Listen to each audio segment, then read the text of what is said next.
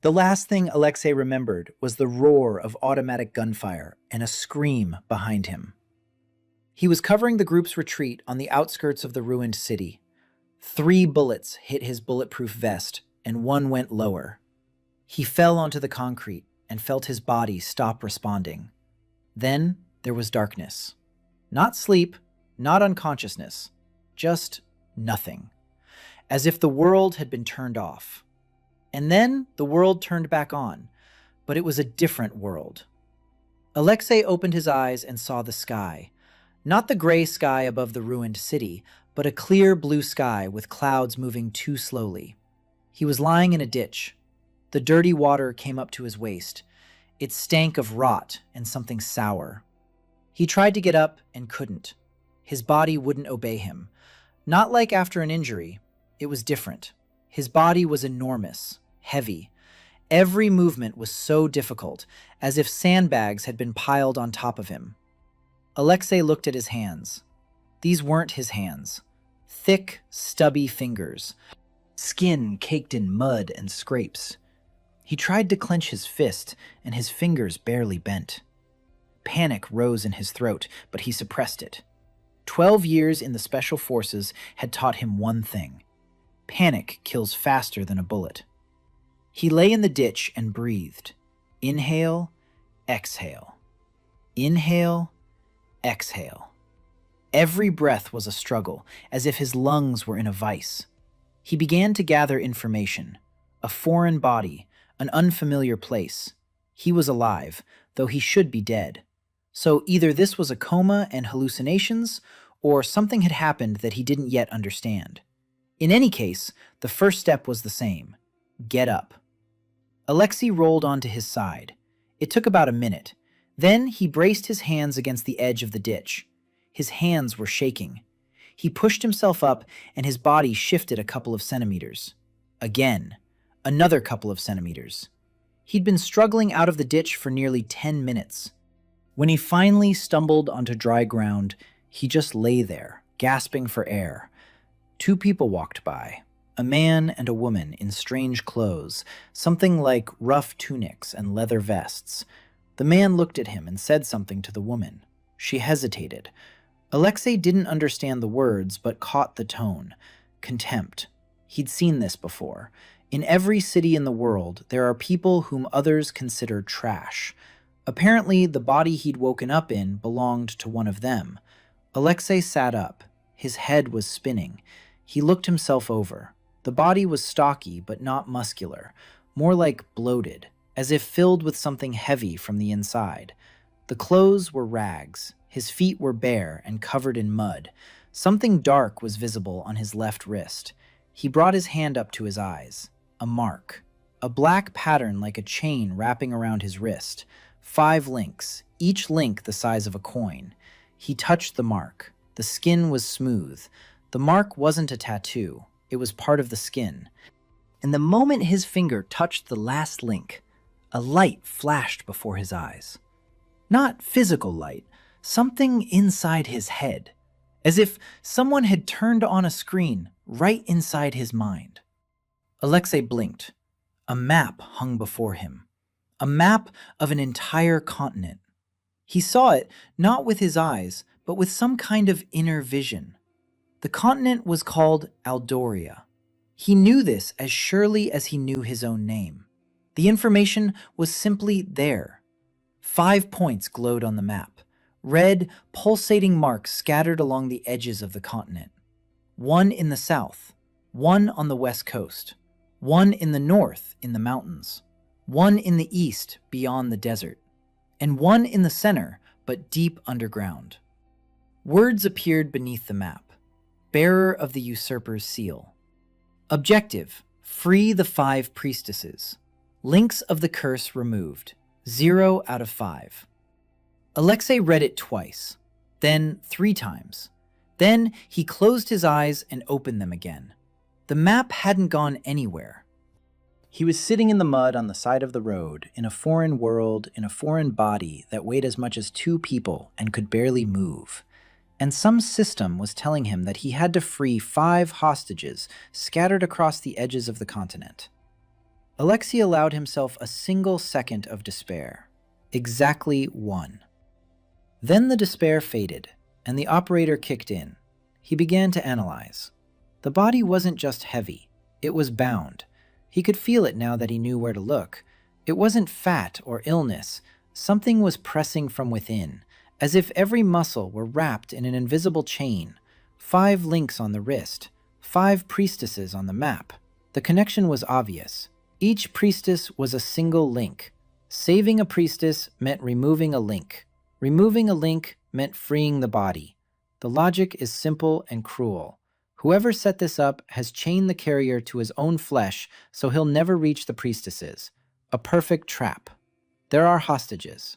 There is a rescuer. But the rescuer cannot move. Alexei smiled. For 12 years he'd been pulling people out of places from which there is no return. From bunkers, from mountain caves, from buildings packed with militants. And every time before an operation, it was the same feeling. The task is impossible. Resources are scarce. There is no time, and yet he must go. He looked at the map in his head. The nearest marker was glowing in the south. Judging by the scale, it was a 10-day journey to it. For a normal person, for him, in this body, 3 weeks, maybe a month. Alexei slowly got to his feet. His knees were shaking. His back ached. Every step sent a jolt of pain through his joints. He took 1 step, then a second, then a third. On the 4th, he stopped to catch his breath. A cart drove past. The driver didn't even glance his way. Alexei moved on. A step, another step. He was walking along the road toward the nearest settlement. The system indicated that a town lay half an hour's walk away for an average person. For him, it would take half a day. He needed food, water, and information, the 3 basic requirements of any operation. He walked and thought. 5 hostages, the worst starting point of his career. No weapons, no team, no communication, just his head and his experience. Alexei remembered his first day at training. The instructor had said one thing back then. An operator isn't the one who shoots the best. An operator is the one who thinks when everyone else is shooting. Right now, he couldn't shoot. He couldn't run. He couldn't even walk properly. But he could think. Alexei walked. Every step was a struggle through the pain, but he walked. Because somewhere to the south of this alien world, in a dark cell, sat the first hostage, and he was going to get her out. By evening, he reached the city gates. The city was called Korten, low walls of gray stone, 2 guards at the gates. Alexei approached. The guards looked at him. One grimaced and told the other that the hunchback had shown up again. Alexei understood the words. The language of this world was somehow comprehensible to him. Another ability of the body, or perhaps the seals. The guard stepped forward and shoved him in the chest with his hand. Alexei took 2 steps back from the light shove. His body was so weak that even a gentle push knocked him off balance. The guard told him to get lost and stop scaring the merchants with his appearance. Alexei looked at the guard. He noticed that the sword on the guard's belt hung too low. The scabbard's strap was worn and frayed. The guard's left hand was weaker than his right. He noticed all this in 2 seconds. Habit. But right now, this information was useless. He wouldn't be able to handle even a child in this body. Alexei gave the guards a wide berth and entered through a side passage by the wall where stones had crumbled away, forming a gap. In the city, he found the market by its smell. Merchants were selling food, meat, bread, and some root vegetables. Alexei didn't have a single coin. He walked around the market twice. On his 3rd lap, he noticed that a sack of grain had torn at one stall, and the grains were spilling into the dust. The merchant was cursing and gathering what he could. Alexei approached and began to help. He gathered the grains from the ground with slow, awkward movements. At first, the merchant wanted to shoo him away, but then he saw that the vagrant was actually helping and let him stay. When the sack was sewn up, the merchant tossed him a piece of stale bread. Alexei ate the bread in a minute, his first meal in this world, hard and tasteless, but calories are calories. He sat down by the wall and began to listen.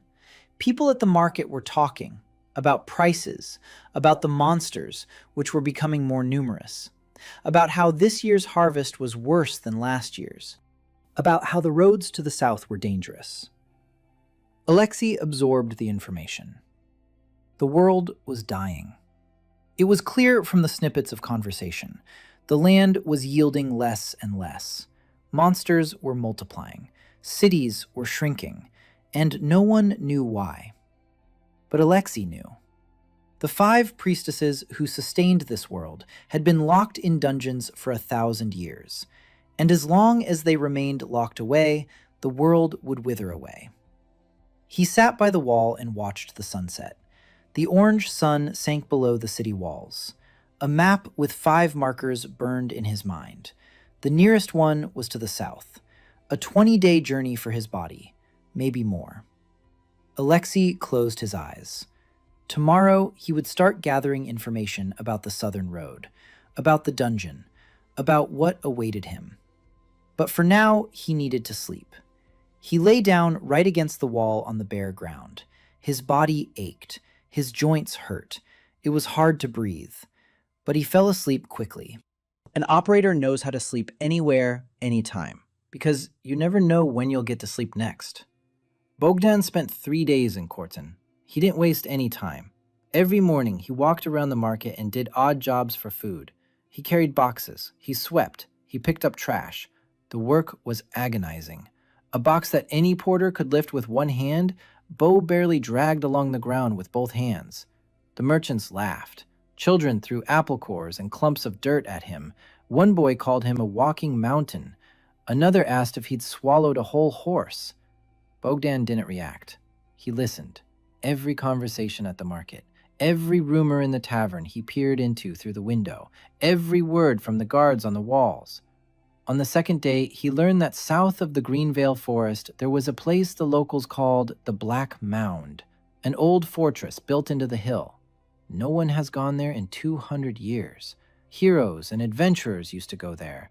Not a single one returned. The locals said the mound was teeming with creatures, some kind of underground monsters, stone hounds, and something big at the very bottom, something that never sleeps. Bowden compared the information with the map in his head. The priestess's mark was glowing right there, Black Kurgan.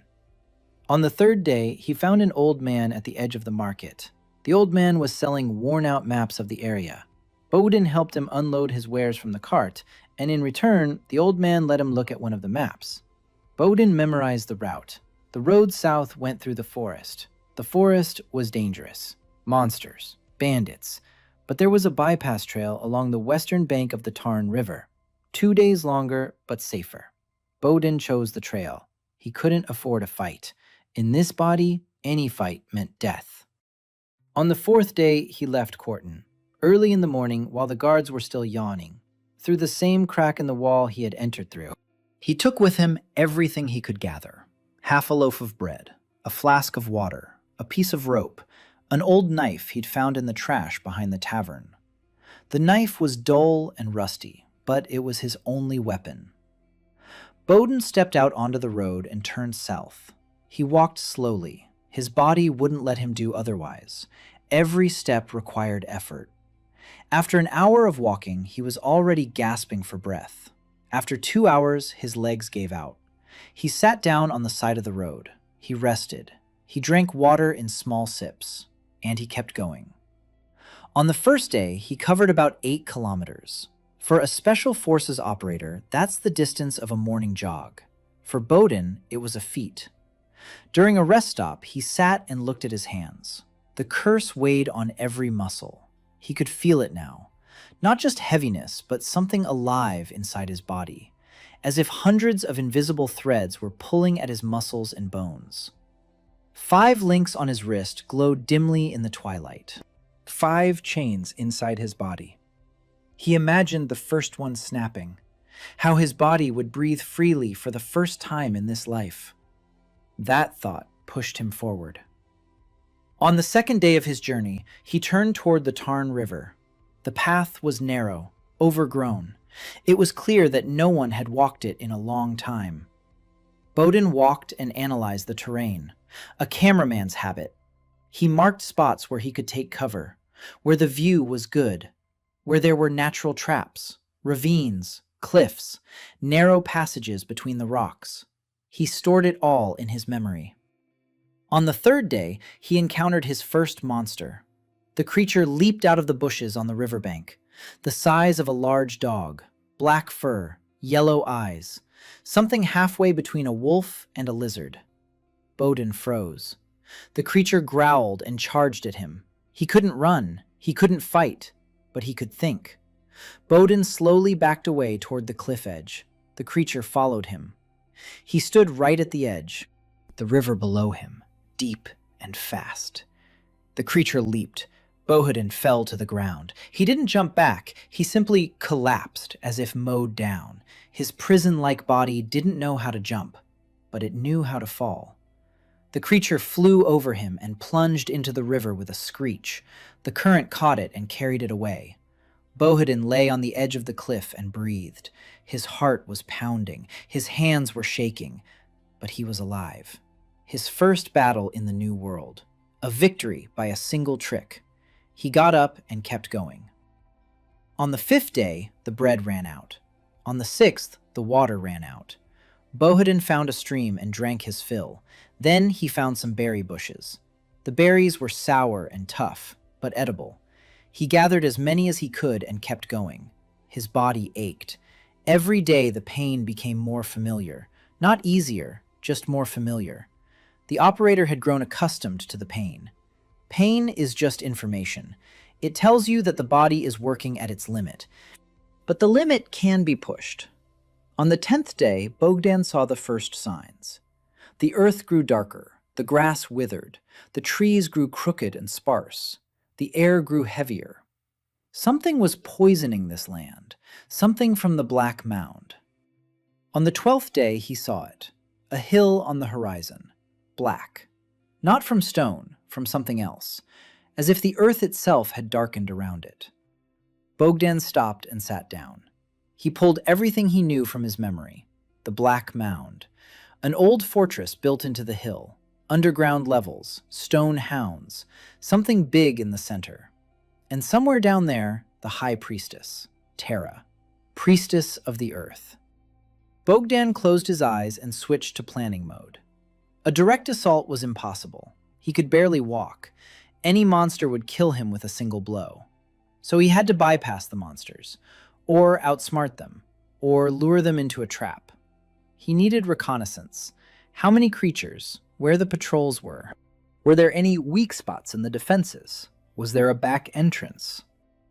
Bowden stood up and began circling the mound in a wide arc. He moved slowly. He stopped every 100 meters.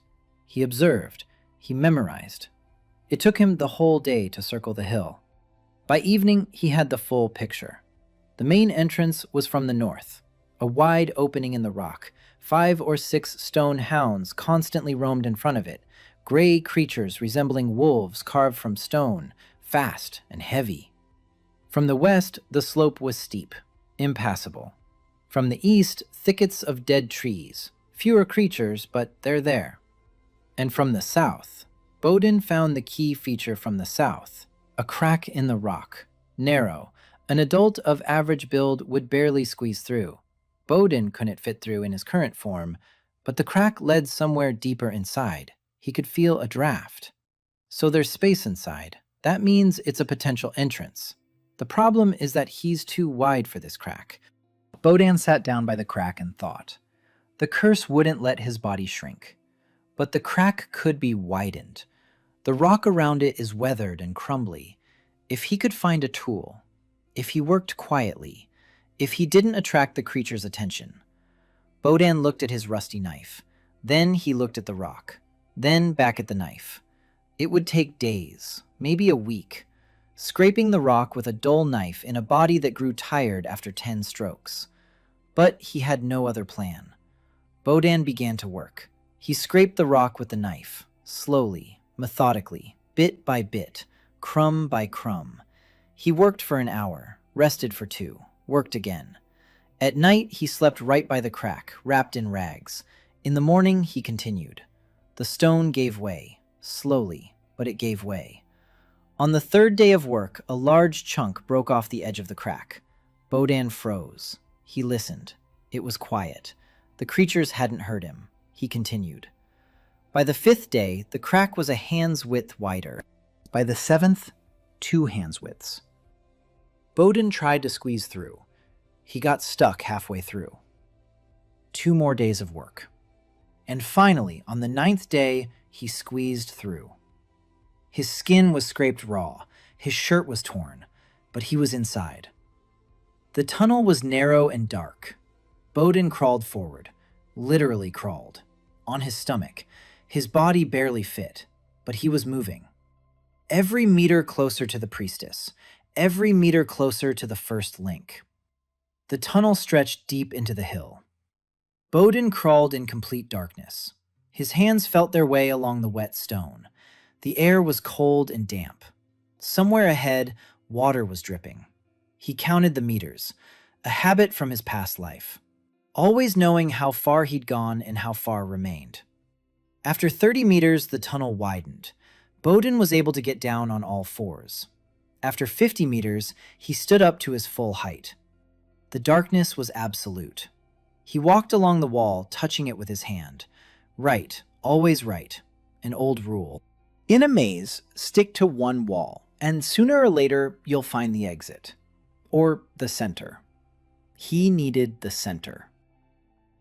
He heard the first sound 10 minutes later, a tapping on stone, fast and rhythmic, a stone hound. Somewhere ahead and to the right. Bodan froze. He pressed himself against the wall. He held his breath. The tapping grew closer. Then it receded. The creature had passed by. Bodan waited another minute and moved on. The tunnel branched off. 2 passages. A chill emanated from the left. Warmth from the right. Bodan chose the right one. Warmth down below meant something alive. Or something magical. In any case, it was closer to his goal. He walked for 20 minutes. He froze twice when he heard sounds.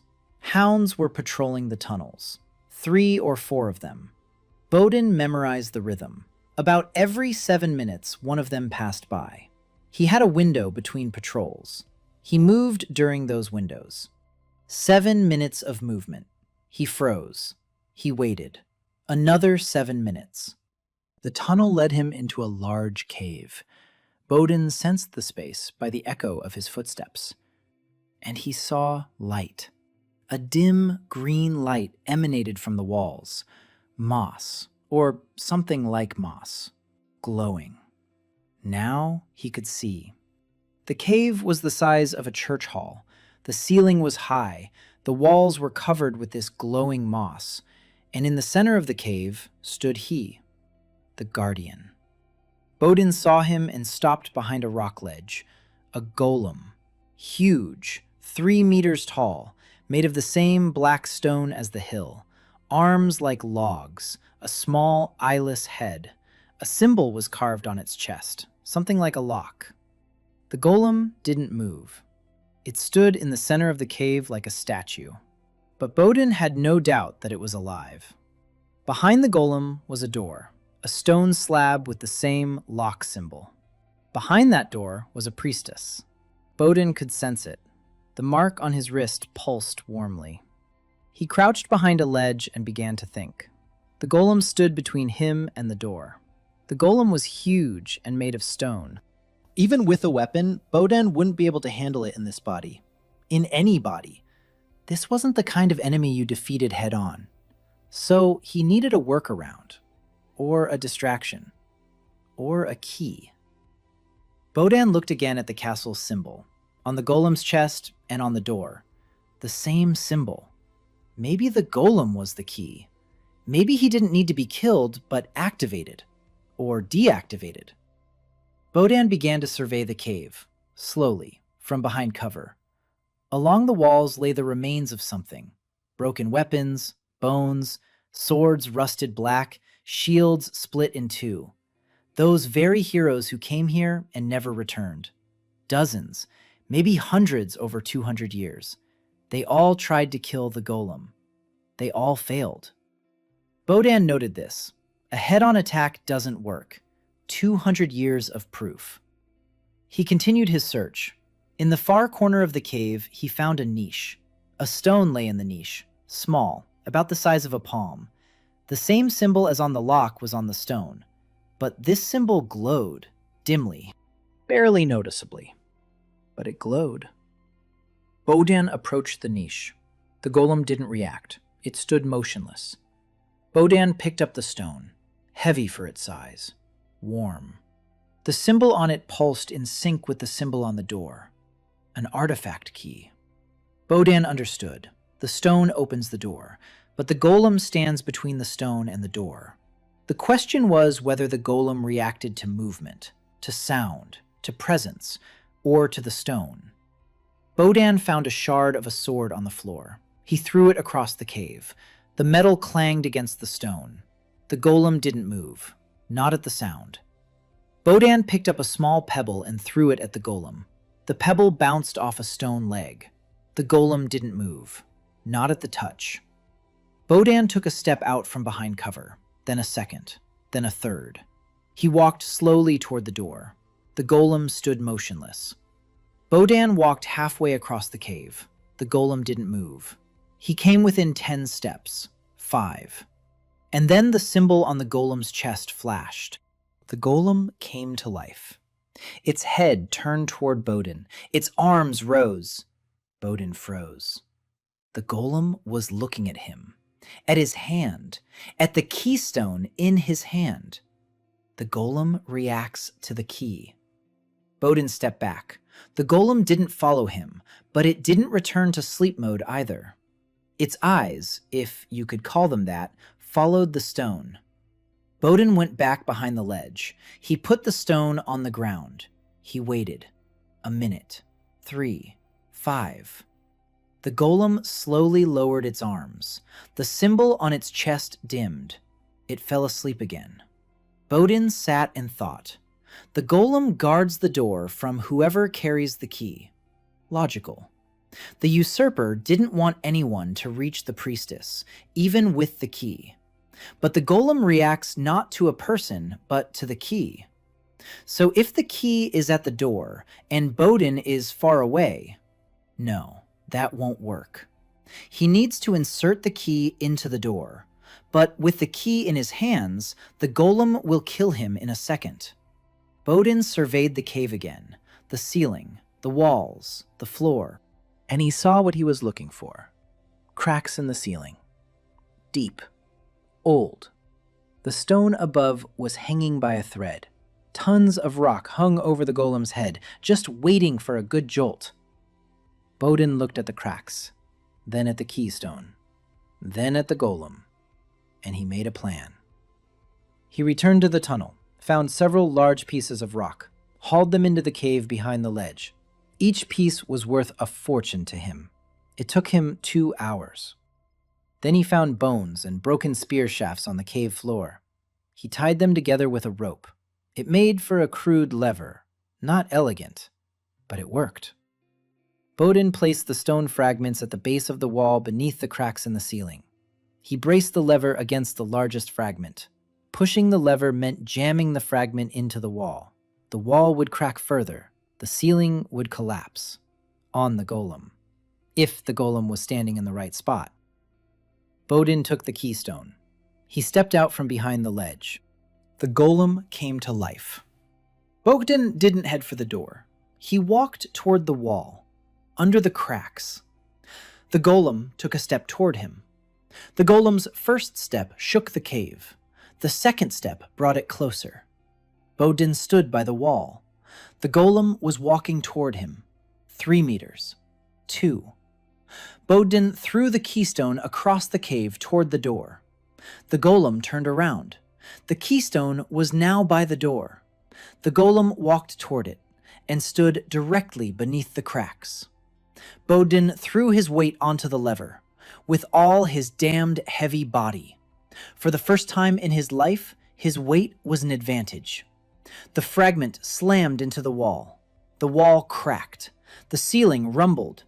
Tons of stone crashed down on the golem. Dust swirled up to the ceiling. The roar was deafening. Bogdan fell to the floor and covered his head with his hands. When the dust settled, he raised his head. The golem lay beneath a pile of stones. One arm was still twitching. Then it stopped. The symbol on its chest went dark. Bogdan lay on the floor, breathing heavily. Then he stood up. He stepped over the debris. He picked up the stone key by the door. His hands were shaking. He held the stone up to the symbol on the door. The symbols matched. The stone flashed. The door shook and slowly slid open. There was light behind the door, warm golden light. Bogdan stepped inside. The room was small, round. The walls were made of smooth stone covered in runes, and in the center stood a pillar of light. And within the pillar of light stood a woman, tall, dark hair down to her shoulders. Her skin was like earth after rain. Her eyes were closed. Her hands were pressed to her chest. She wasn't breathing, or she was breathing so slowly it was imperceptible. Bogdan approached the pillar. The mark on his wrist was burning. The first link pulsed like mad. He reached out and touched the pillar of light. The light burned his palm. Pain shot through his arm to his shoulder. But Bogdan didn't pull his hand away. A hostage negotiator doesn't pull his hand away when he's rescuing a hostage. He clenched his teeth and pressed down. The pillar of light cracked like glass. Shards of light scattered across the room. The woman swayed. She opened her eyes, green as young grass. She looked at Bogdan, at the dirty, heavy vagrant before her, and she said one word, a name. Tara. She said her name. Tara stood and looked at him. She had stood in that pillar of light for 1,000 years, 1,000 years of solitude, and the first thing she saw was a dirty vagrant with scraped hands and torn clothes. She swayed. Her legs wouldn't hold her. Bogdan stepped forward and offered his shoulder. Tara leaned her weight against him. It was heavy, even for Bogdan's stiffened body, but he held her up. She asked who he was. Bogdan replied that he was the bearer of the seal. He showed her the mark on his wrist with 5 links. Tara looked at the mark. Her eyes widened. She said she didn't believe anyone would come, that heroes had come and perished. She'd heard their screams through the stone, heard the golem breaking them, year after year, century after century.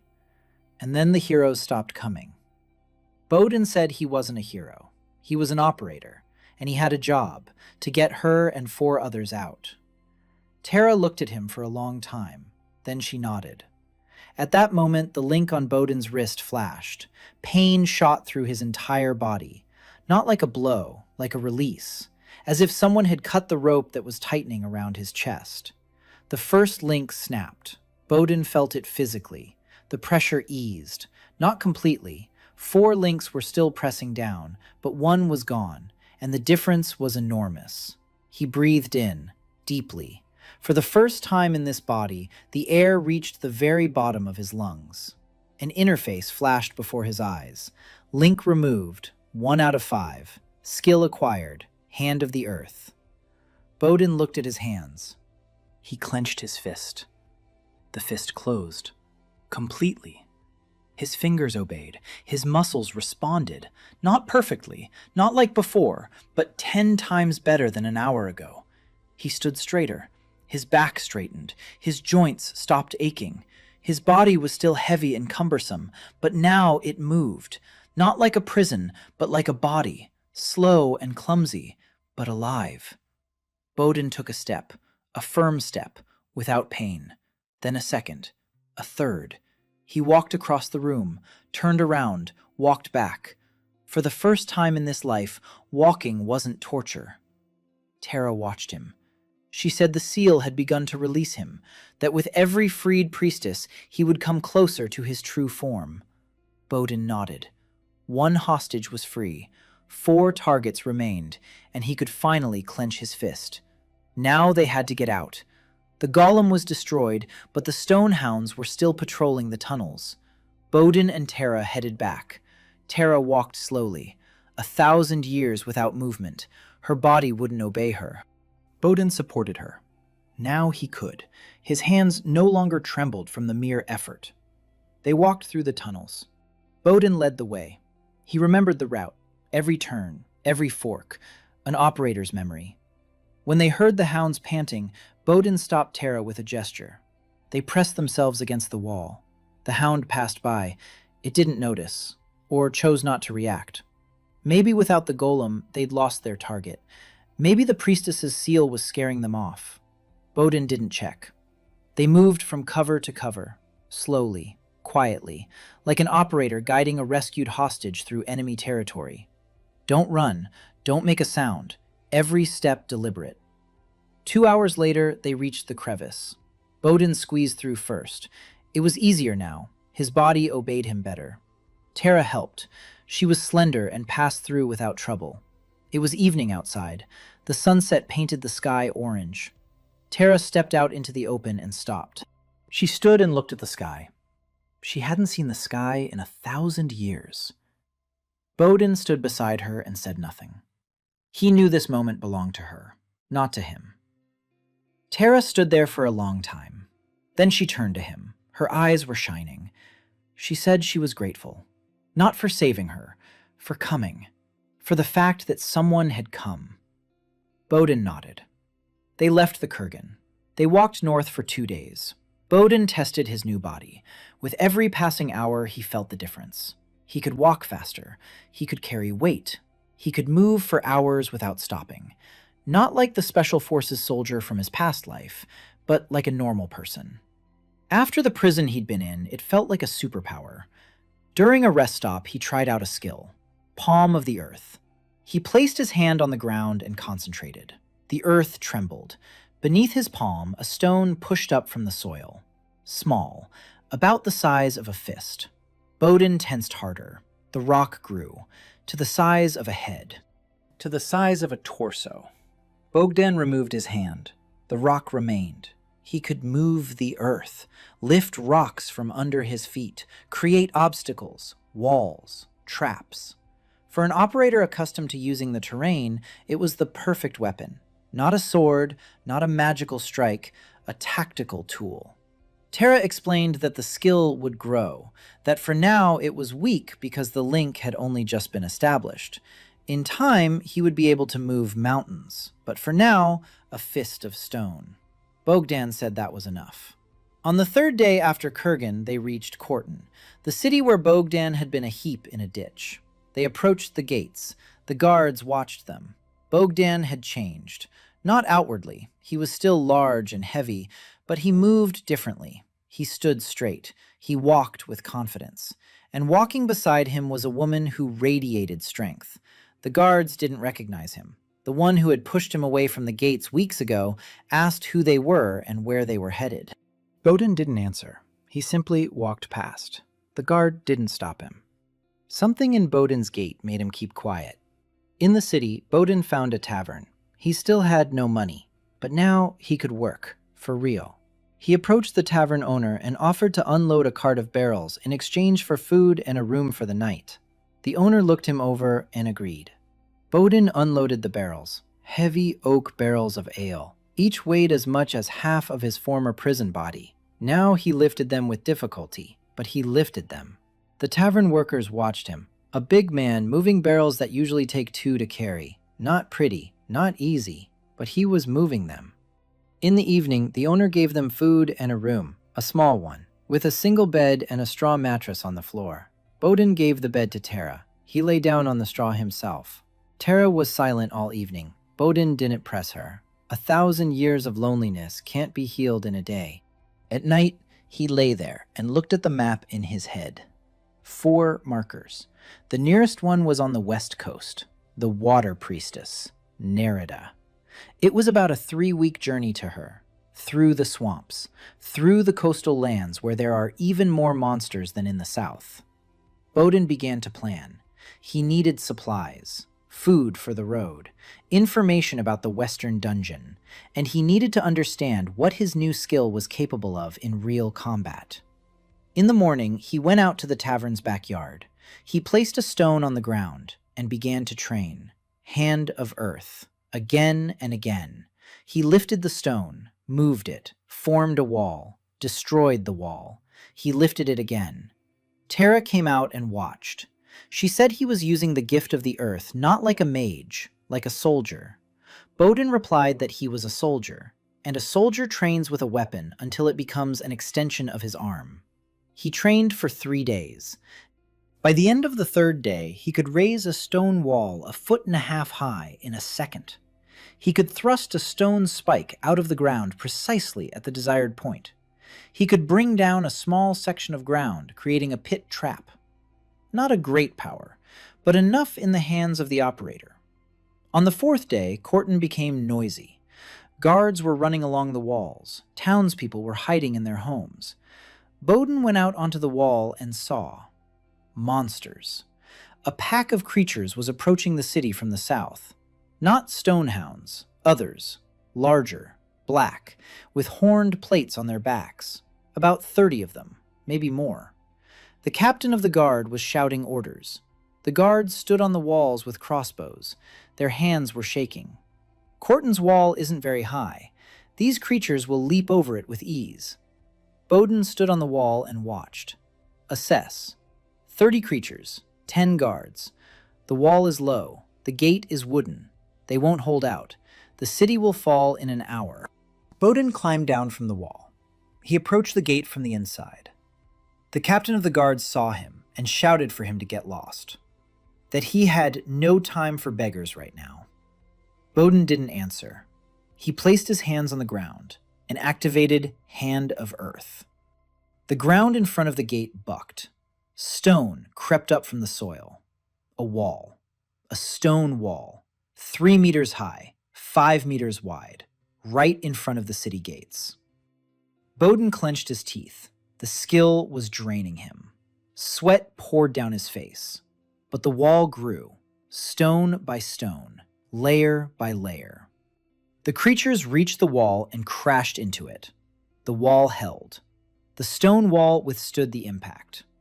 The creatures began to circle around it. Bowden raised 2 more walls on either side. Lower, 1 meter high, but enough to slow them down.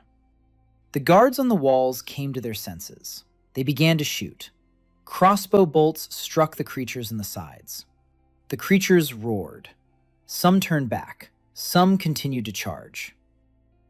Bowden fell to one knee. The skill was draining him, but he held the walls. Tara stepped out from behind him. She placed her hand on the ground next to his. The earth beneath the wall compacted. It grew harder, thicker. Tara was a priestess of the earth. 1,000 years in captivity had weakened her, but even weakened, she tripled the strength of his wall. The creatures did not get through. 20 minutes later, the last of them fled back south. Bowden sat on the ground. His hands were shaking, but the city stood. The guards on the walls were silent. The captain of the guard looked at Bowden, then at the stone wall in front of the gates, then back at Bowden. He asked who he was. Bowden stood up, looked at the captain, and said that a week ago they'd chased him away from these gates, calling him filth, that he wasn't offended, that they had seen a heap in the ditch. Well, that heap had risen, and behind him was the priestess whom this world had been waiting for 1,000 years. There were 4 more of them, and he had come to rescue them all. In the silence that followed, no one said a word. Bowden turned and walked toward the tavern. Tara walked beside him. Behind them, the stone wall stood like a monument to what had happened. The next morning, they left Corton, westward, toward the coast, toward the second priestess. The road westward led across the plains. The grass here was gray and sparse. The earth was dry. Trees were few and far between and looked sickly. The world was dying. Bowden could see that clearly now. Without the priestesses, the land was losing its power. Harvests were failing. Water was running out. Each year worse than the last, for 1,000 years. They walked with Tara. The priestess had grown stronger during the days spent in Corton. She moved with more confidence. She spoke more. She told of the world as it was before the usurper. Green forests stretching from horizon to horizon, rivers as clear as glass, cities full of life. 5 priestesses stood at the heart of this world and nourished it with their power. Each was responsible for her own element. Terra for earth, Nerida for water, Ignis for fire, Zephyra for wind, Lumen for light. Together they maintained the balance. Then he came. Terra called him the usurper, but Bodin noticed that she pronounced that name strangely, without hatred, with something akin to bitterness. He asked if she had known the usurper before he sealed them away. Terra fell silent for a long time. Then she said she had known him, that he was one of them, the 6th. Not a priest, but a guardian. The one who watched over the balance between the 5 elements. Bodin remembered that. The 6th guardian. Not an outsider, one of their own. That changed the picture. But Terra said nothing more. She said she didn't remember the details. 1,000 years in a pillar of light had erased many memories. Bodin didn't press her. The information would come. It always does if you know how to wait. On the 5th day of their journey, they came to the swamps. The area before the western coast was flooded, not with water, with something dark and viscous. The swamps stretched for dozens of kilometers. The trails were barely visible. The locals bypassed the swamps from the north. That added a week to the journey. Bodin decided to go straight through. He had the earth skill. He could create a solid surface beneath his feet, to lift a stone from the quicksand, to build bridges. They entered the swamps. Bodin led the way. Every few steps he touched the ground and compacted the soil ahead of him. Terra followed in his footsteps. The work was exhausting. The skill drained his strength, but Bodin paced himself. He didn't use it all at once. He worked in short bursts, compacted a section, passed through, compacted the next, passed through. Rhythm, discipline. On the 3rd day in the swamps, they met a hunter, a middle-aged man, thin, clothed in the hides of swamp creatures, a spear in his hands, a bundle of small animals on his back. The hunter saw them and stopped. He looked at Bodin with surprise. He said that no one walks straight through the swamps. Bodin replied that they were on their way. The hunter looked at the path of compacted stone behind them. He asked who they were. Bodin said they were travelers, heading for the coast. The hunter introduced himself, Darren. He'd lived in the swamps his whole life. He knew every path, every danger. Bodin asked about the western dungeon. Darren's face darkened. He said there was a place on the coast that fishermen called the Drowning Fortress. Ruins on the rocks by the water, half submerged. The locals don't go near it. Creatures emerge from the ruins at night. Water creatures. They drag fishermen right off their boats. Bodin asked how many there were. Darren said no one had counted them. Those who tried to count never returned. Bodin asked about the most dangerous one. Darren replied that something huge lived inside the fortress, a water serpent, as long as a ship. It appears during high tide. It drags away anything that moves. Bodin remembered. A water serpent, the guardian of the 2nd dungeon, a creature that lives in water. Bodin can't swim in this body. One link has been removed, but he's still heavy. A water fight is certain death for him, so he needs to pull the serpent out of the water, or prevent it from returning to the water, or find a way to reach the priestess without fighting the serpent at all. Darren led them through the worst parts of the swamps. He showed them safe paths. He warned them about poisonous plants and swamp predators. As they parted, he said that if they were heading for the Drowning Fortress, he wished them luck, but he didn't believe they would return. Bodin thanked him. They walked for 4 more days. The swamps ended. Rocky hills began. The wind carried the scent of the sea, salty and heavy. On the 7th day after leaving the swamps, they saw the coast, a gray sea stretching to the horizon. Waves crashed against the black cliffs. And there it stood on the cliffs, the drowning fortress.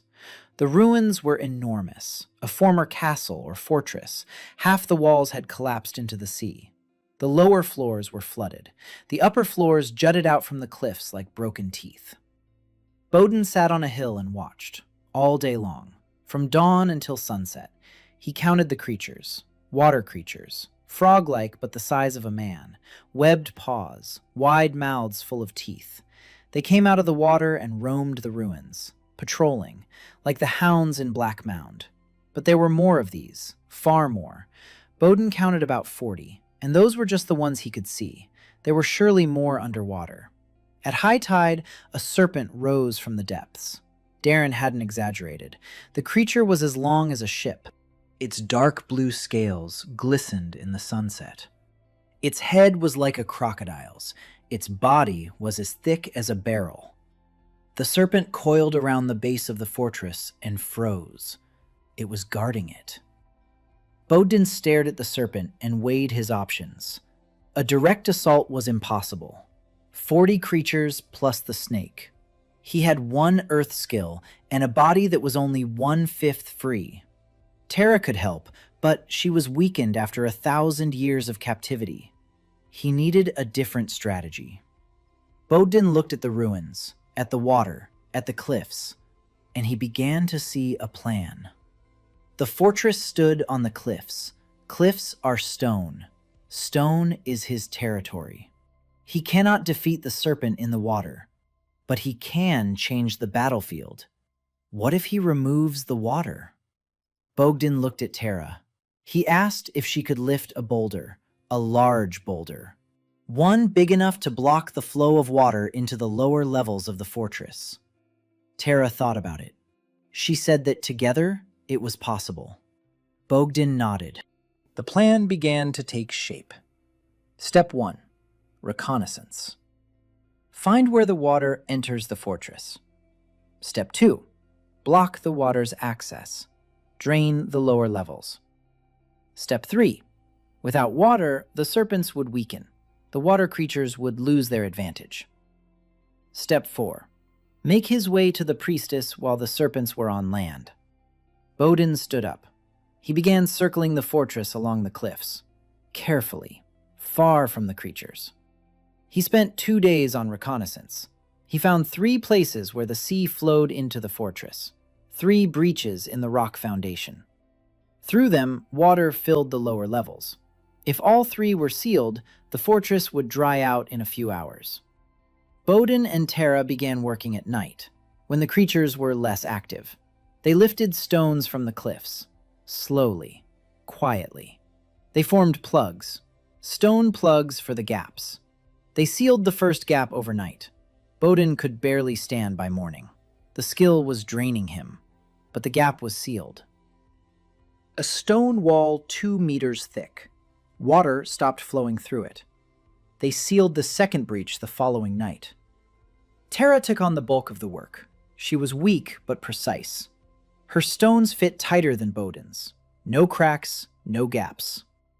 The third breach was the largest, 3 meters wide. The bulk of the water was pouring through it. Bowden and Tara worked together. He lifted the stones. She shaped and compacted them. They finished before dawn. The 3 breaches were sealed.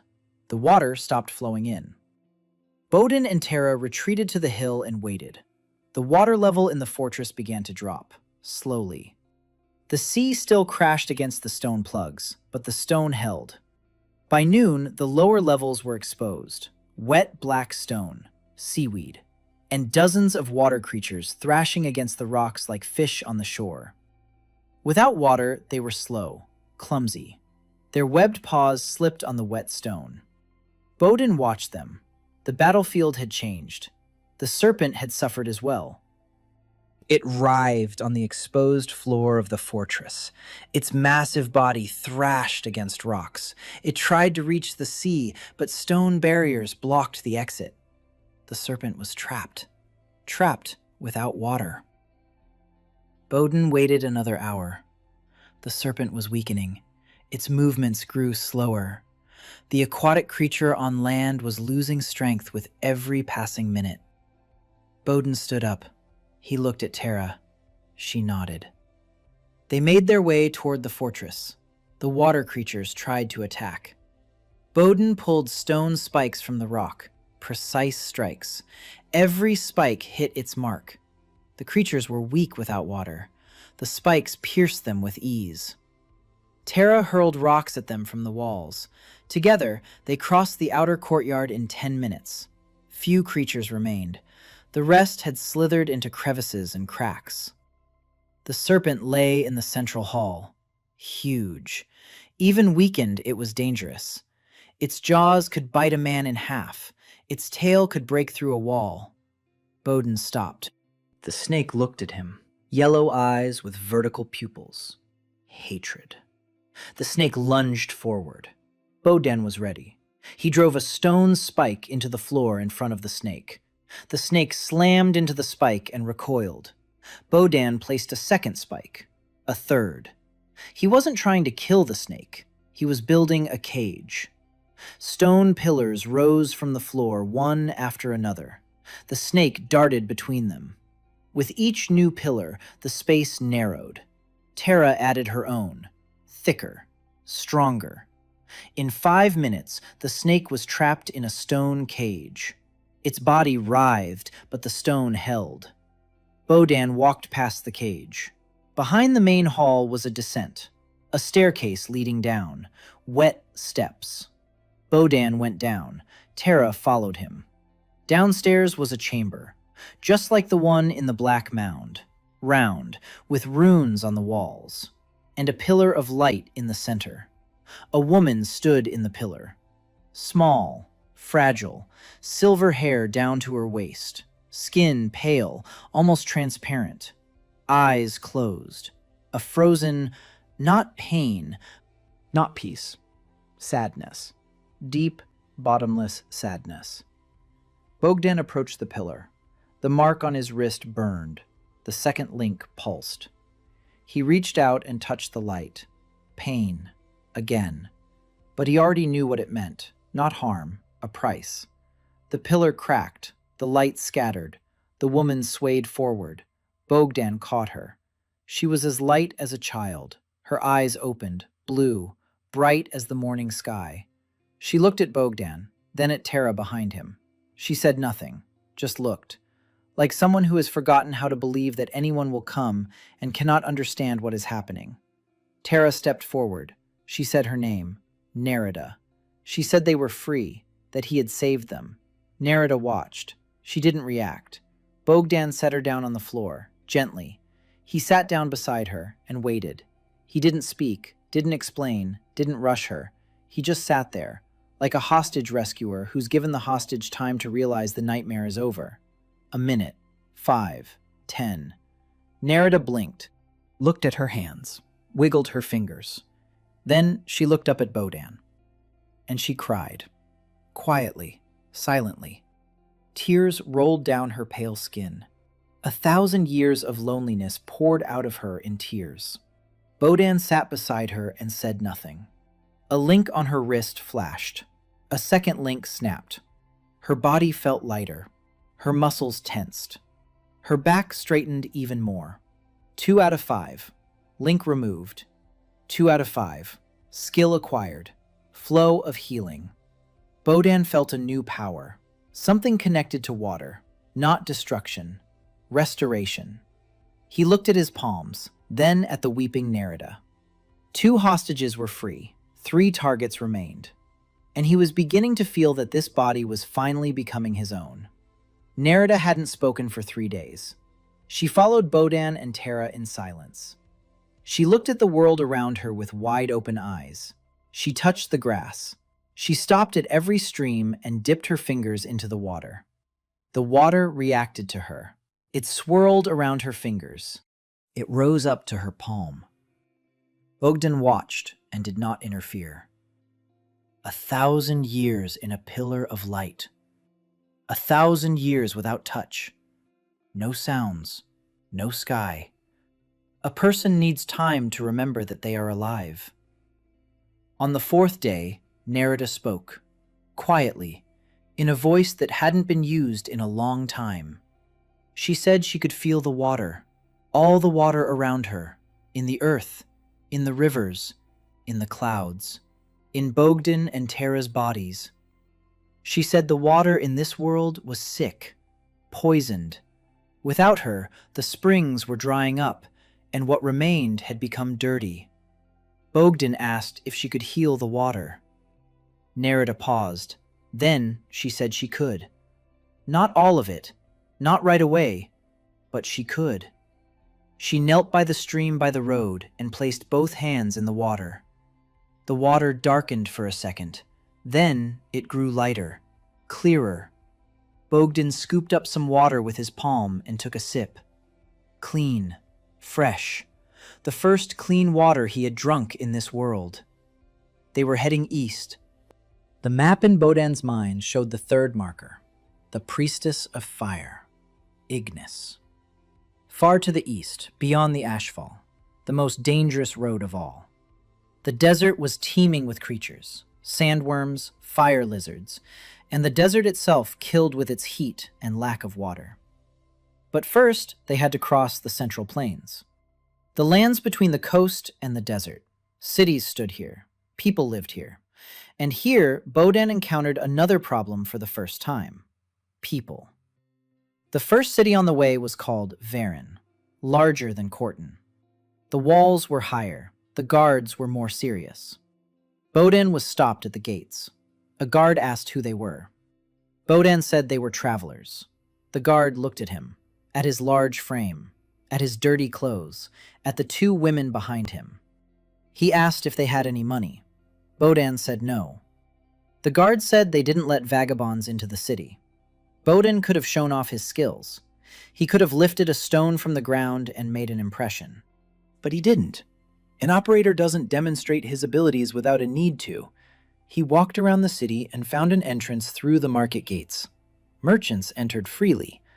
Bogdan offered to help a caravan approaching the city. He lifted an overturned cart. The caravan leader was surprised by the large vagrant's strength and let them join the convoy. In the city, Bogdan looked for information. For 3 days, he worked at the market for food. He loaded, he hauled, he listened. In Varen, they knew about the Ashfall Desert. Trade routes bypassed it from the south.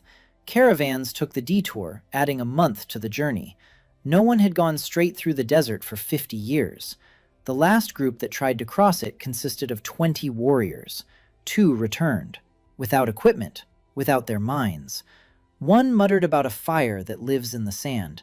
The second died a week later from burns that weren't visible on his skin. Internal burns. Bogdan remembered. Fire in the sand. Internal burns. The Fire Priestesses dungeon is protected by the element itself. Without protection from the heat, they won't make it.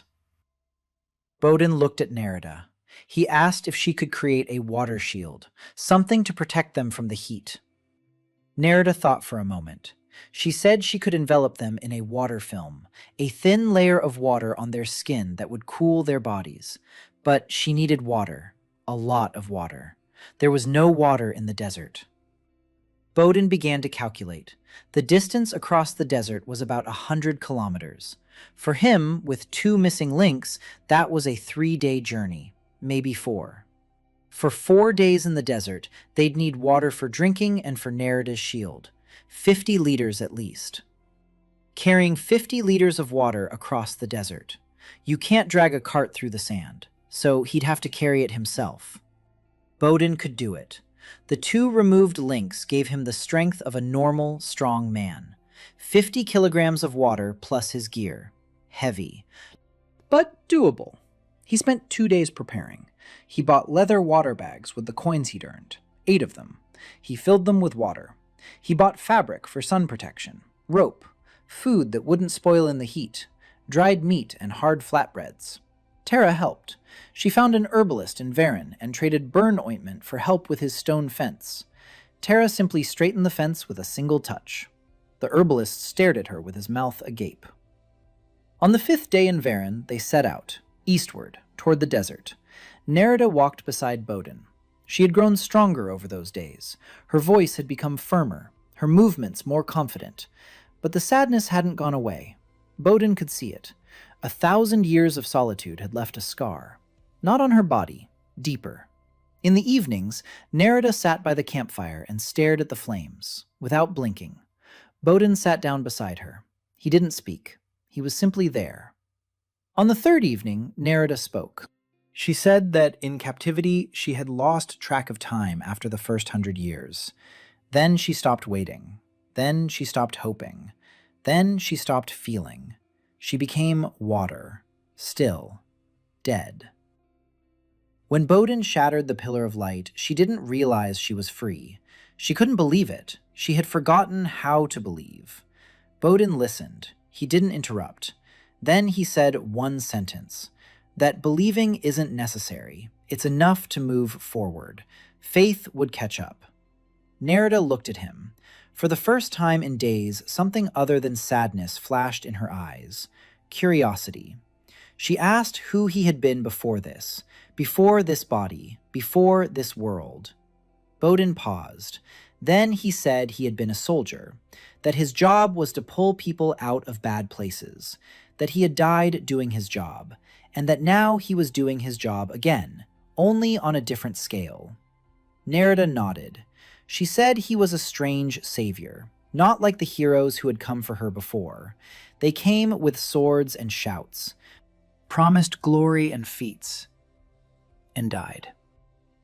But he came in silence, drained the fortress, locked up the snake. He sat down beside her and waited until she stopped crying. Bodin shrugged. He said that hostages aren't saved by shouting. They're saved by silence and a plan. After a week's journey, the plains ended. The earth became dry and red. The grass disappeared. The air grew hot. The Ashfall Desert didn't begin abruptly. It crept up on them. At first, it was just hot, then very hot, then unbearable. Bodin distributed the water skins. He carried 4 himself, 2 for Terra, 2 for Nerida. They wrapped themselves in cloth to shield themselves from the sun. Bodin walked first. He checked the ground. The sand was strange, reddish, and hot. Not from the sun, from within, as if something were burning beneath the sand. Bodin could feel the heat through the soles of his boots. By evening on the first day, he realized the scale of the problem. The heat intensified with every kilometer. By morning on the second day, the sand was burning even through thick leather. Nerida activated her water shield. A thin film of water enveloped each of them. Coolness, divine coolness. Bodin breathed freely. But the water was running out. The shield was evaporating in the heat. Nerida replenished it from the water bags. The consumption was greater than Bodin had anticipated. By the evening of the second day, they had used 4 of the 8 water bags. Half the water halfway through the journey, just enough. At night, the heat subsided but did not disappear. The sand continued to smolder. Bodin didn't sleep. He was watching. Something was moving in the desert, under the sand, vibrations, rhythmic.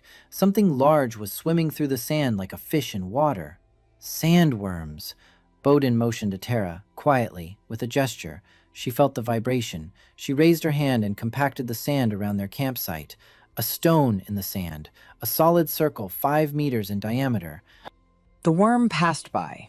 It didn't notice them on the stone island, or chose not to attack. On the morning of the third day, they moved on. Bodin walked and thought about the dungeon. Somewhere in the center of this desert, the priestess of fire, Ignis. The dungeon's guardian was surely a fiery creature. In a desert full of fire, its element. Bodin couldn't bring the ceiling crashing down like he did with the golem. He couldn't dry up the environment like he did with the snake. You can't remove fire from a desert of fire. A different tactic was needed. By evening on the third day, they saw the dungeon. Bodin had expected a fortress, or a burial mound, or ruins. Instead, a mountain stood before them. Not a sandy hill, a real mountain. A black rock in the middle of the red desert. Smoke was rising from the summit. A volcano, small but active. Liquid fire flowed from cracks in the rocks. Lava. Red-orange streams slowly crept down the slopes. Creatures roamed around the mountain. Fire lizards, the size of a horse, their scales red and scorching hot. Streams of flame burst from their mouths, dozens of them, Bowden counted, 30 in sight. Who knows how many more inside? And somewhere out there was a guardian, a fiery guardian of the volcano. Bowden sat and watched. They were running out of water, 2 water skins. Nerida's shield was weakening. Terra was getting tired. There was no time for a long siege. For the first time in the entire mission, Bowden felt that a plan was needed quickly. Not in days, in hours. He looked at the mountain, at the lava, at the lizards, at the cracks in the rocks, and at the water in the skins. Water and fire. What happens when water meets lava? Steam, a burst of steam, and stone. Lava doused with water solidifies into stone. Bowden looked at Nerida. He asked if she could control water from a distance, to pour all the water from the water skins directly into the lava flow at the base of the mountain. Nerida looked at the water skins. She looked at the lava. And for the first time ever, she smiled. Subtly. Barely noticeably. She said she could. Bogdan nodded. The plan was insane. But there were no others. Bogdan broke the plan down into 3 phases. First, Nerida takes all the remaining water and hurls it at the main stream of lava at the mountain's entrance. The lava would solidify. The steam would blind the lizards and create a screen. Second, Terra and Bogdan would use the solidified lava as stone. They would raise walls, block the lizards from the outside, create a corridor to the entrance. Third, Bogdan would go inside, quickly. While the lizards are disoriented and the steam hasn't cleared, he finds the priestess, he frees her, he exits. Terra asked, what about the guard? Bogdan said he'd see the guard when he went in, and decide on the spot. Terra looked at him. She said that wasn't a plan. It was improvisation. Bowden replied that the best operations are half plan and half improvisation. The main thing is to know which half is which. They waited until dawn. Bowden wanted to attack at first light. The lizards were less active at dawn. They huddled against the lava to keep warm and moved sluggishly. At night, on the other hand, they were agitated. The fiery creatures loved the darkness because their flames were stronger in the dark. At dawn, Nerida stepped forward. She opened all the water skins. Water shot into the air. 6 buckets of water, not much. But in the hands of the water priestess, even a single drop became a weapon. Nerida stretched out her arms and the water flew, not as a stream, as a spear. A thin, compressed jet struck the main flow of lava at the base of the mountain. An explosion. Steam burst in all directions, a roar like a cannon shot. The lava froze. A black crust of rock 3 meters wide blocked the flow. The lizards screeched. The steam blinded them. They thrashed about, crashing into one another. Bowden and Terra struck simultaneously. The hand of earth. The solidified lava obeyed. It was stone, hot and rough, but stone. Bowden raised a wall of solidified lava on the left, Terra on the right, a corridor, 2 meters wide, from their position to the entrance of the mountain. The lizards tried to break through the walls. Bowden built them up, higher, thicker. Terra compacted them. Sweat poured from both of them. Terra turned pale. 1,000 years of captivity had not passed without a trace. She was pushing herself to the limit. Bowden ran. For the first time on this mission, he ran. The 2 removed links allowed him to run. Not fast, not like the operator he'd been in a past life, but running. Down a corridor of solidified lava, toward a black opening in the rock, toward the entrance to the volcano. He ran inside. The heat hit him like a wall. Inside the mountain, it was like an oven. The walls were red from smoldering stone. The floor was hot. The air burned his lungs. Nerida's water shield evaporated instantly. Bowden felt his skin start to burn, but he ran. The tunnel led downward, into the depths of the mountain. He ran and counted the seconds. Every second in this heat sapped his strength. He had maybe 5 minutes, maybe less. The tunnel led him into a hall, a huge one. The ceiling was lost in smoke and a red glow. The walls were covered in streams of slowly flowing lava, and in the center stood a guardian. Not a golem, not a serpent, a man, or what had once been a man, a figure in black metal armor. Fire burned in the cracks of the armor. Flames burst from the visor of the helmet where the eyes should have been. In his hands, a two-handed sword, red hot. The Fire Knight, the guardian of the third dungeon. Bowden stopped. The knight turned his head. The fiery eyes found Bowden, and the knight stepped forward. Bowden retreated. The knight's sword sliced through the air where he had been standing a second ago. The heat from the blade scorched his face. Bowden rolled aside. His body obeyed. Not perfectly, but enough to dodge. The knight attacked again, a vertical strike from top to bottom. Bowden stepped aside. The sword slammed into the floor. The stone melted from the impact. This sword would cut through any stone wall Bowden erected. The Hand of Earth was useless for defense, so it must be used for attack. Bowden struck the floor with his palm. A stone spike burst from beneath the knight's feet. He struck at the leg. The armor held. The knight staggered, but remained standing. Bowden raised another spike, then another. The knight shattered them with his sword. Each spike shattered under the blow of the red-hot blade. Bowden was losing. The knight was faster, stronger, and the heat was sapping his strength with every passing second. 3 minutes. He had maybe 3 minutes left before he lost consciousness from the heat. Bowden stopped attacking. He began to think. The knight in armor. Fire burning through the cracks. The armor holds its shape. Without the armor, the fire will dissipate. He needs to remove the armor. Or break it. Stone spikes can't be pierced. But stone isn't just spikes. Stone is pressure. Bowden fell to his knees. He placed both palms on the floor, and instead of spikes, he created a vice. 2 stone blocks on either side of the knight, simultaneously, maximum force. The blocks moved toward each other. The knight was caught between them. The stone pressed from both sides. The knight braced his sword against one block.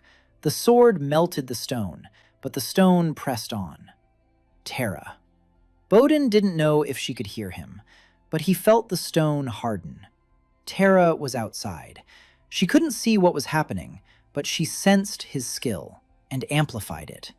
The stone vice tightened. The knight's armor cracked. Crack. The breastplate burst. Fire gushed from the crack, not like a flame, like a scream. The knight screamed. The sound was inhuman, metallic, ancient. He had been burning for 1,000 years. He had been burning and guarding, and now his armor was breaking. Bowden tightened the vice even more. The armor split apart. The fire inside shot up toward the ceiling. For a second, the hall turned white with flame. Bowden covered his face with his hands. The heat burned them. Pain, real, deep. The skin on his palms and forearms blistered. Then the fire went out. The knight vanished. The empty armor lay on the floor, shattered, dark, dead. Bowden was on his knees. His hands burned with pain, burns, serious ones, but he was alive. He stood up. Behind the guardian was a door, just like in the previous dungeons, the castle's symbol. Bowden didn't bother looking for a key. He placed his scorched palms on the door and pressed with the Hand of Earth. The stone of the door cracked, without a key, by force. 2 skills and a furious unwillingness to linger in this hell for even a second longer. The door crumbled. Behind it was a cell, a pillar of light, orange, hot. A woman inside, tall, muscular, red hair like flames, dark skin. Even in captivity, an expression of fury was frozen on her face. Ignis, priestess of fire. Bowden approached. His hands were burned. His face was scorched. His clothes were smoldering. He reached out with his scorched hand and touched the pillar. Pain exploded, threefold, from the seal, from the burns, and from the pillar's fire. Bodin clenched his teeth so hard he nearly broke them. The pillar cracked, the light scattered. Ignis opened her eyes, golden, bright as the sun. She looked at Bodin, at his scorched hands, at his smoldering clothes, at his face covered in blisters, and she said that he was either the bravest man she had ever seen or the most foolish. Bodin replied that one did not preclude the other. Ignis stepped out of the pillar. Unlike Terra and Nerida, she did not stagger. She did not fall. She stood firm. 1,000 years in the pillar of fire had hardened her, not weakened her. She was a warrior before her imprisonment, and she remained one. Ignis looked at his burns. She raised her hand. The fire on the hall's walls flickered. The heat receded. It didn't disappear, but it receded. Ignis drew the heat from the air around Bodin. It became bearable. Bodin sighed. A link snapped. The third. 3 out of 5. A skill. Kara's flame. And the body. The body had changed, dramatically. The first 2 links made him agile. The third made him strong. His muscles tensed. The fat, which was not fat but shackles, shed another layer. Bodin clenched his burned hand into a fist. The fist was hard, powerful, a fighter's fist. He looked at his hands. The burns stung. But beneath the burns were the hands of a warrior. 3 hostages were free. 2 remained. And for the first time in his life, he felt dangerous. The 4 of them were leaving the desert. Bodin in front, Ignis beside him, Terra and Nerida slightly behind. Ignis was warding off the desert heat. A bubble of coolness moved around them. The fire lizards did not approach. They sensed Ignis and retreated. The priestess of fire was the mistress of this desert, not a guest. Walking became easier, but Bodin was in bad shape. The burns on his hands and face wouldn't heal. His skin was blistered. Every movement of his fingers sent a jolt of pain through him. Nerida walked beside him and tried to heal him. The flow of healing, a skill Bodin had received from her, but he didn't know how to use it yet. Nerida guided him. She placed her palms on his and created a stream of water between them. Thin, cool. The water washed over the burns. The pain receded. Slowly. It didn't disappear. It receded. Nerida said that the healing skill required practice, that water heals not with force, but with patience, like a river wears away a stone. Bodin nodded. He had plenty of patience. Ignis walked in silence for the first 2 days. She observed. She was assessing. Bodin could feel her gaze on his back. She didn't trust him. Not completely. She had seen how he saved her. She had seen the burns he had sustained for her sake. But 1,000 years of solitude teach distrust. Terra and Nerida tried to talk to her. Terra gently, Nerida quietly. Ignis replied with short phrases. Yes. No. I don't know. On the 3rd day, Ignis approached Bodin, directly, without preamble. She said she wanted to know why he was doing this. Why was he risking his life? Why was he getting burned? Why was he pulling them out? Bodin replied that it was his job. Ignis grimaced. She said that the heroes who came to her also talked about duty and work, and then they ran away when they saw the night. Bodin looked at her. He asked how many heroes had made it to the night. Ignis fell silent. Then she said none. They all died from the lizards while still outside. Bodin nodded. He said that was the difference. Those heroes tried to fight their way through by force. He changed the rules. He stripped the battle of what he feared and filled it with what he possessed. Ignis looked at him for a long time. Then she said he spoke like a commander, but looked like a vagabond. Bodin replied that appearance was the last thing worth looking at. Ignis snorted, but the corner of her mouth twitched, almost a smile. On the 5th day after the desert, they reached the foothills. The 4th beacon was burning in the north. The priestess of the wind, Zephyra, high in the mountains, the storm-spine mountain range, the highest mountains in Aldoria. The air at the peaks is thin. The winds are so strong they knock you off your feet. And up there is a dungeon. Bodin looked at the mountains, white peaks shrouded in clouds. A week's journey to the range. The climb would take a few more days. It's cold at that altitude. There's little oxygen, wind, and monsters. Mountain monsters. Others.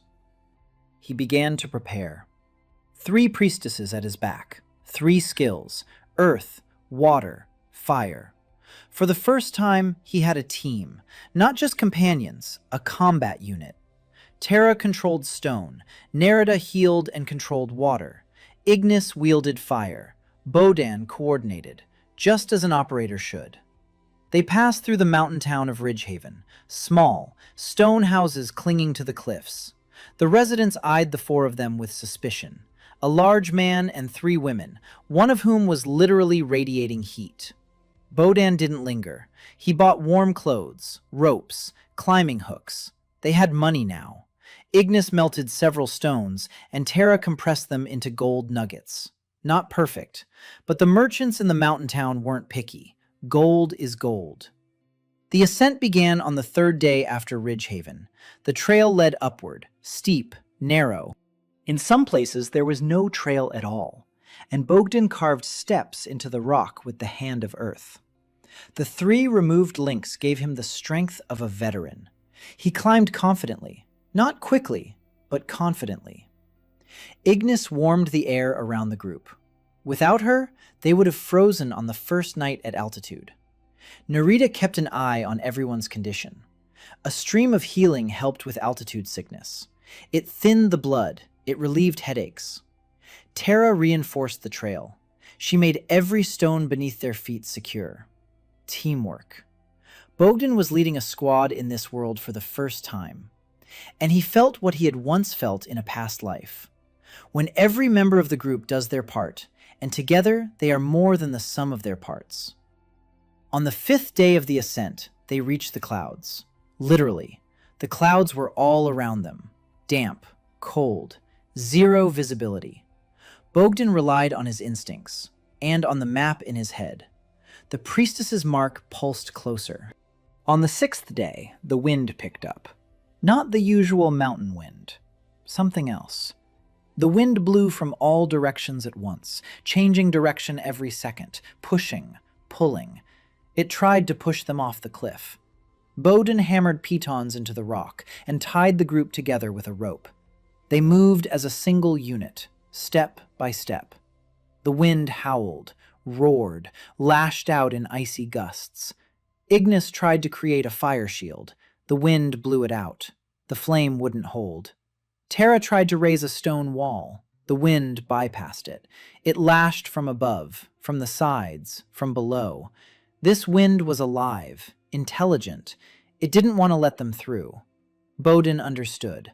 The Wind Priestess's dungeon was protected by the wind itself, not by creatures, not by a guardian, by the wind, which wouldn't let them climb any higher. They were stuck.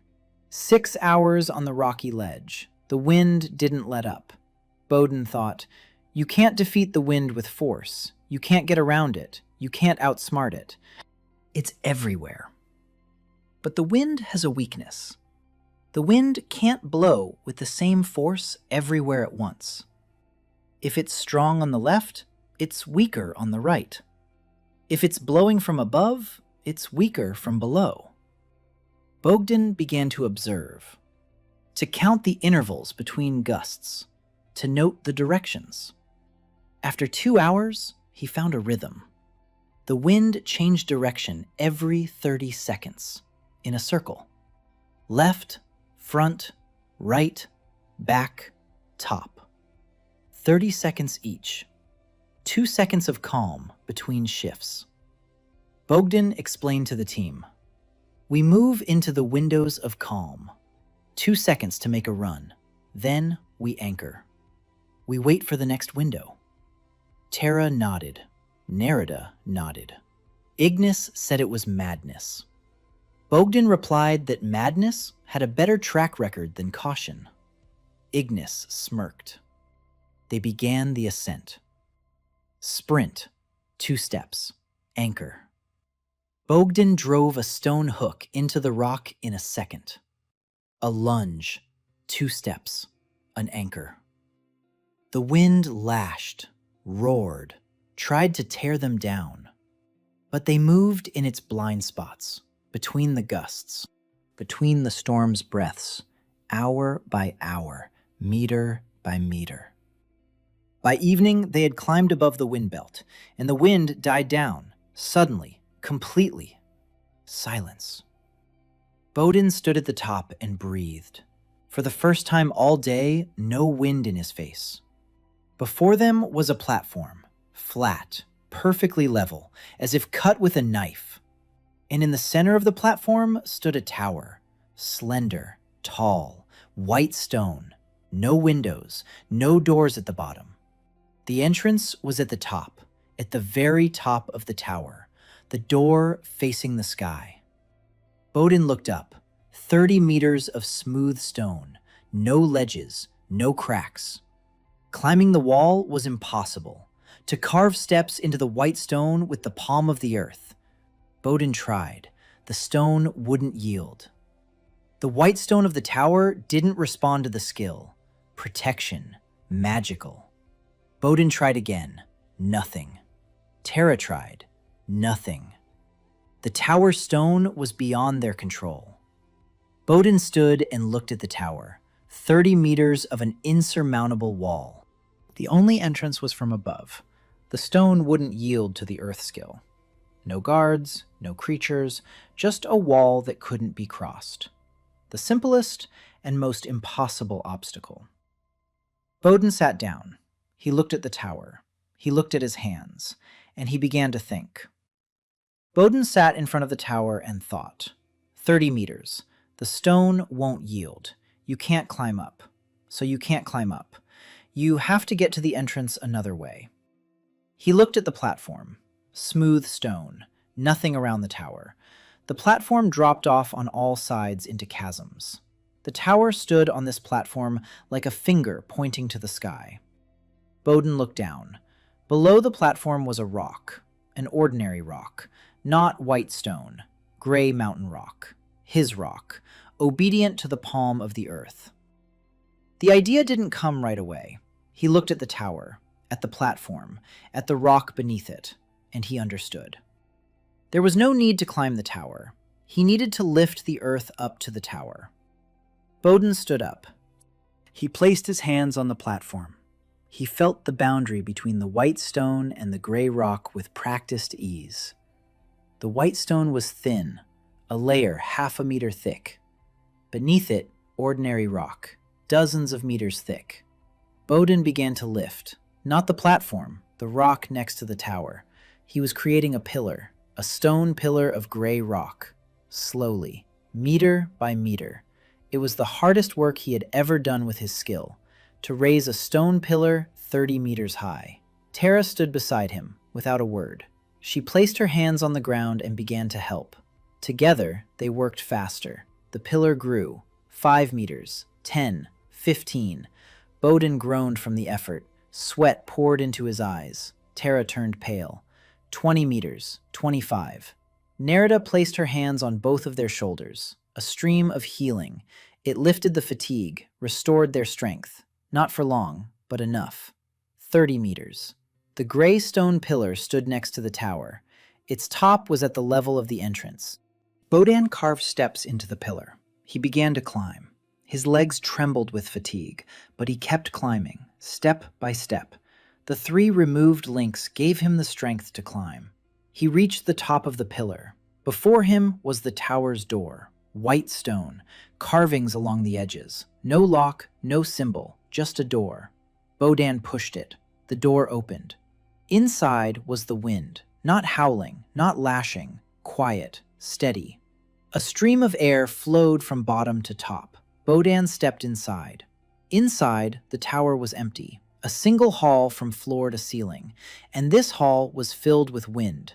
Whirlwinds swirled inside, dozens of small tornadoes. They moved chaotically, colliding, drifting apart, and in every vortex there was something. A figure, translucent, white, human, spirits of the wind, guardians. Not just one guardian, dozens. Bodan froze in the doorway. The spirits noticed him. The nearest vortex moved toward him. Bodan stepped back. The vortex struck the wall nearby. The stone cracked. A small vortex, yet a tremendous force. Dozens of them, in a confined space. Bodan couldn't fight here. Stone spikes are useless against the wind. Fire would be blown out. Water would be scattered. Earth, water, fire. 3 skills. All 3 are useless against the wind in a confined space. Bodan stood in the doorway and thought. 3 seconds. 5. 10. The whirlwinds were approaching. Think faster. The wind is strong in a confined space. The wind is strong when it has room to gather speed. But what if you remove the space?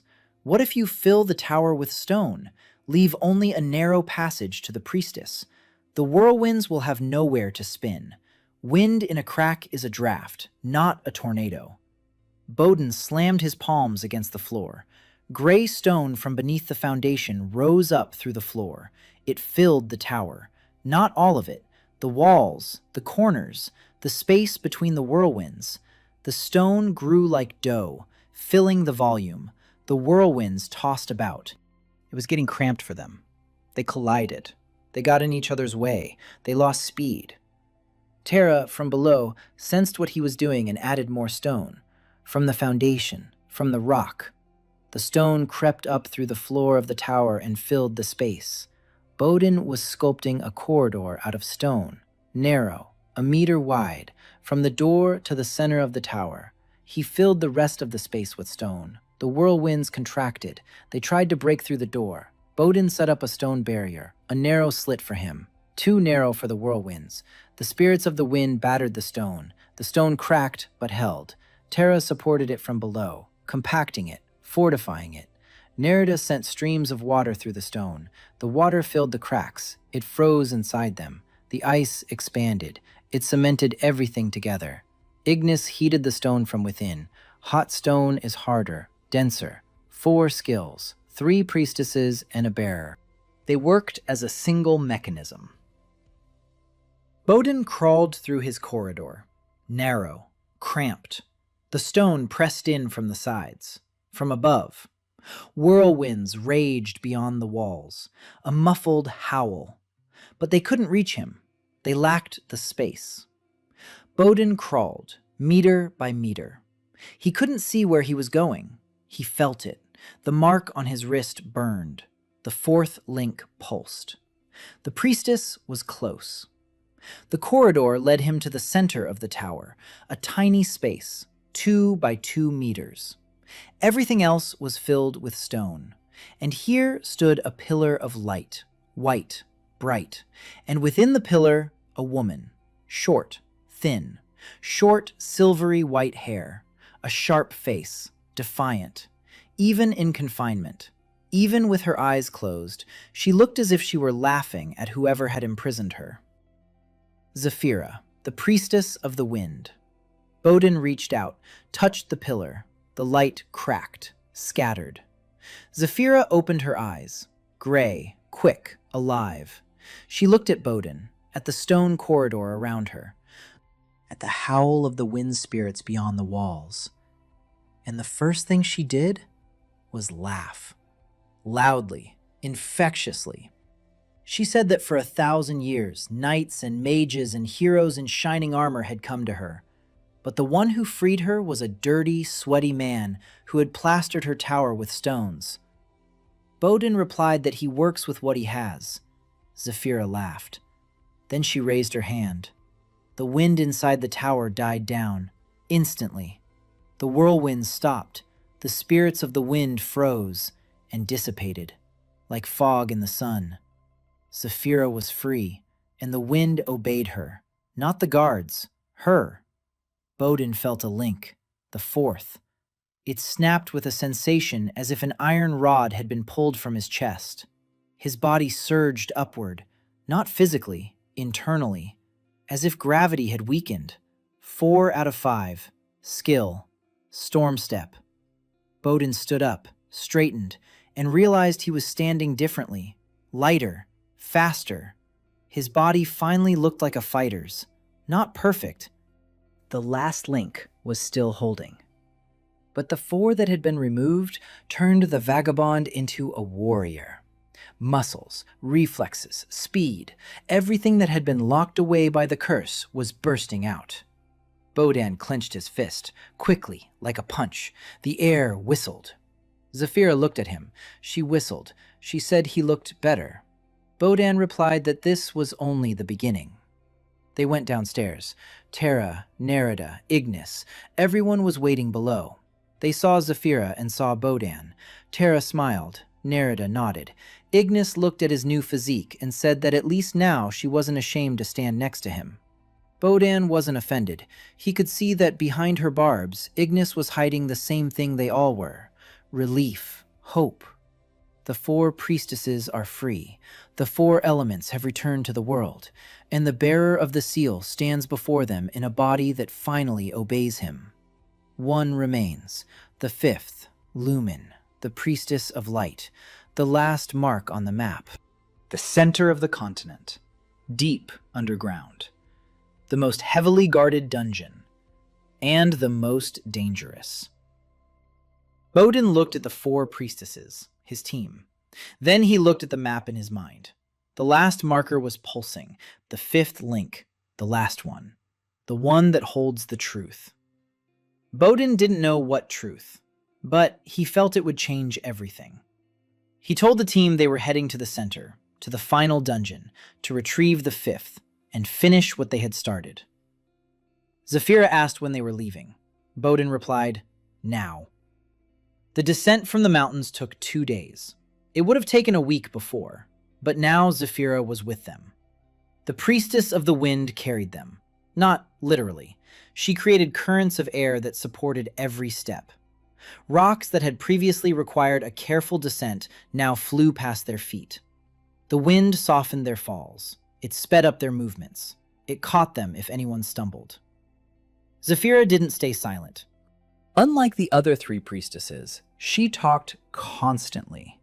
She commented on everything. The mountains, the sky, the clouds, the faces of their companions. She said she had been silent for 1,000 years and now intended to make up for it. Ignis told her to shut up. Zafira replied that a fire without wind goes out. Ignis flared up, literally. A flame licked her shoulders.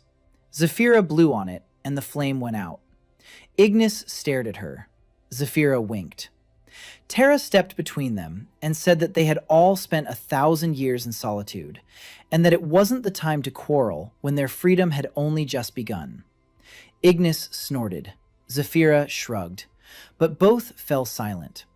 Bowden watched and allowed himself a moment of satisfaction. A team, a complicated one. Personalities like the 4 elements, but a team. They had reached the Central Plains. From here, it was a 6-day journey to the center of the continent. The last marker burned steadily and brightly, deep underground. Bowden could feel it with his whole body. The 5th link on his wrist pulled him forward. On the 2nd day of their journey across the plains, they encountered the first people in a long time. A village, small, 12 houses, fields all around, withered, the crops barely pushed through the gray earth. The villagers looked at them in fear.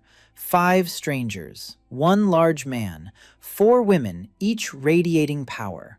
Terra approached the nearest field. She knelt down. She placed her hands on the ground. The earth trembled. Bowden felt it through his skill. Terra was pouring power into the soil.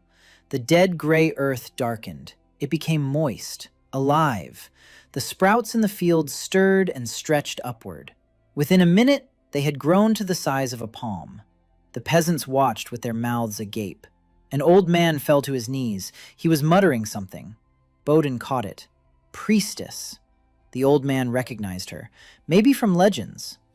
Maybe from something passed down from generation to generation for 1,000 years. The priestess of the earth had returned. The village fed them, the best food they had. Not much, but from the heart. The old man told Bowden that the world had gotten worse over the past year. There were more monsters. The land was poorer. Cities were closing their gates. Trade was dying. People say the end is near. That without the priestesses, the world won't last another generation. Bowden told the old man that the priestesses are returning. 4 are already free. 1 remains. The old man looked at him, asked who he was. Bowden said he was the bearer of the seal. The old man turned pale, said it was a prophecy, that the bearer would come and free the bed, that the world would be saved. Bowden said they could discuss the prophecy after he finished his work. They walked on. On the 4th day, the plains changed. The grass disappeared. The earth turned black. Not gray like before. Black. Dead. The trees stood bare. Not sick. Dead. Dried up skeletons. The air grew heavy, thick, dark, as if twilight itself had at noon. Bowden could feel it. A curse. Concentrated. Here, in the center of the continent, the usurper's curse was strongest. The source. The beginning. The 5th link was pulling, painfully, like a hook in his chest. On the 5th day, they found the entrance. Not a fortress, not a burial mound, not a volcano, not a tower. A pit. A huge pit in the ground. 100 meters in diameter. The edges were smooth, as if someone had cut out a chunk of earth and removed it. At the bottom, darkness. Complete. Absolute. No creatures around. No guards. No patrols. Empty. Silent. And that was what frightened them most. Ignis said she didn't like this place, that the heat in her blood was cooling. Zephyra said the wind didn't want to blow here. Nerida said the water in the ground around the pit was dead. Completely dead. Not a drop of life. Terra said the earth here was screaming, quietly, on a frequency only the priestesses can hear. Bogdan stood at the edge of the pit and looked down. The final dungeon, the deepest, the darkest, and with no visible defenses, which meant the defense was inside, and it was scarier than anything that had come before. Bogdan turned to the team. 4 priestesses looked at him. Terra calmly, Nerida quietly, Ignis fiercely, Zephyra with a smirk. He said they were going together, all 5 of them. No splitting up, no cunning plans. Down together. Together to the priestess. Together back. Ignis asked, what if there was a trap? Bogdan replied that a trap works once. They would work twice. Zephyra laughed. Terra nodded. Nerida raised her hand and created a sphere of water above her head, glowing, a soft blue light, instead of a torch. They began their descent. Bogdan carved steps into the walls of the pit, quickly, confidently. The 4 links gave him the strength and speed with which the stone yielded like butter. The steps spiraled downward. They descended, meter by meter. 10 meters, 20, 50, 100. The darkness thickened. Nerida's light barely pierced it, as if the darkness were not the absence of light, but the presence of something. Something that absorbed light. At a depth of 150 meters, the walls of the pit parted. They emerged into a cave, a huge one, larger than any of the previous ones. The ceiling was lost in the darkness above. The walls receded into the darkness on either side. And in the center of the cave stood a throne. A stone throne, tall, with carvings that had once been beautiful but had now darkened and cracked. A figure sat on the throne. A person, a man, in dark clothes, motionless. Bowden stopped. The 4 priestesses stopped behind him. Terra exhaled, quietly, but Bowden heard it. Not just an exhalation, recognition. Tara recognized the figure on the throne. Bodin looked at her. He asked with his eyes. Tara answered with a single word. Usurper. The figure on the throne did not move. Bodan took a step forward.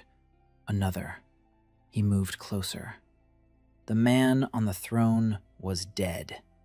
No, not dead. He was like the priestesses in their pillars, sealed, frozen, eyes open but not seeing, chest motionless, life suspended. The usurper had sealed himself away. Bodan stood before the throne and looked at the usurper's face. Young, not evil, tired. The face of a man who had done something terrible and knew it. And behind the throne, behind it in the wall, the last pillar of light. White, pure, brighter than all the previous ones. And in the pillar, a woman. Lumen, priestess of light, the last one.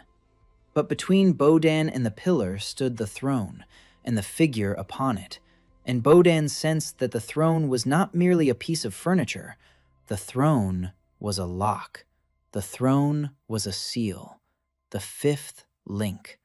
The last one.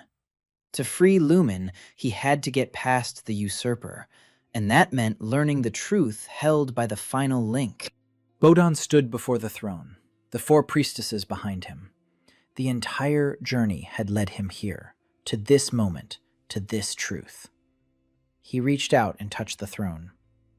When Bodan's fingers touched the throne, the world around him vanished. It didn't fade, it didn't dissolve, it was replaced. Bodan stood in the middle of a green plain.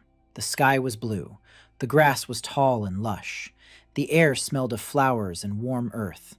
Aldoria. But not the Aldoria he knew. Alive, vibrant, healthy. The world as it was 1,000 years ago. 6 people stood before him, 5 women and 1 man.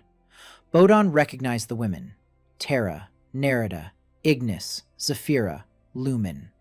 Young, strong, laughing, standing in a circle in the clearing. And the man, the same one on the throne, only alive, young, with warm, dark eyes and a weary smile. He stood in the center of the circle and was saying something.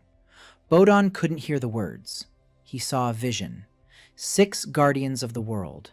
5 priestesses of the elements, and the 6th, the guardian of balance. The one who ensured the 5 elements did not destroy one another. The vision shifted. The same 6, but their faces were different, tense, frightened. They stood atop a mountain. Below them, the world was burning, not with fire, with power. The 5 elements had spiraled out of control.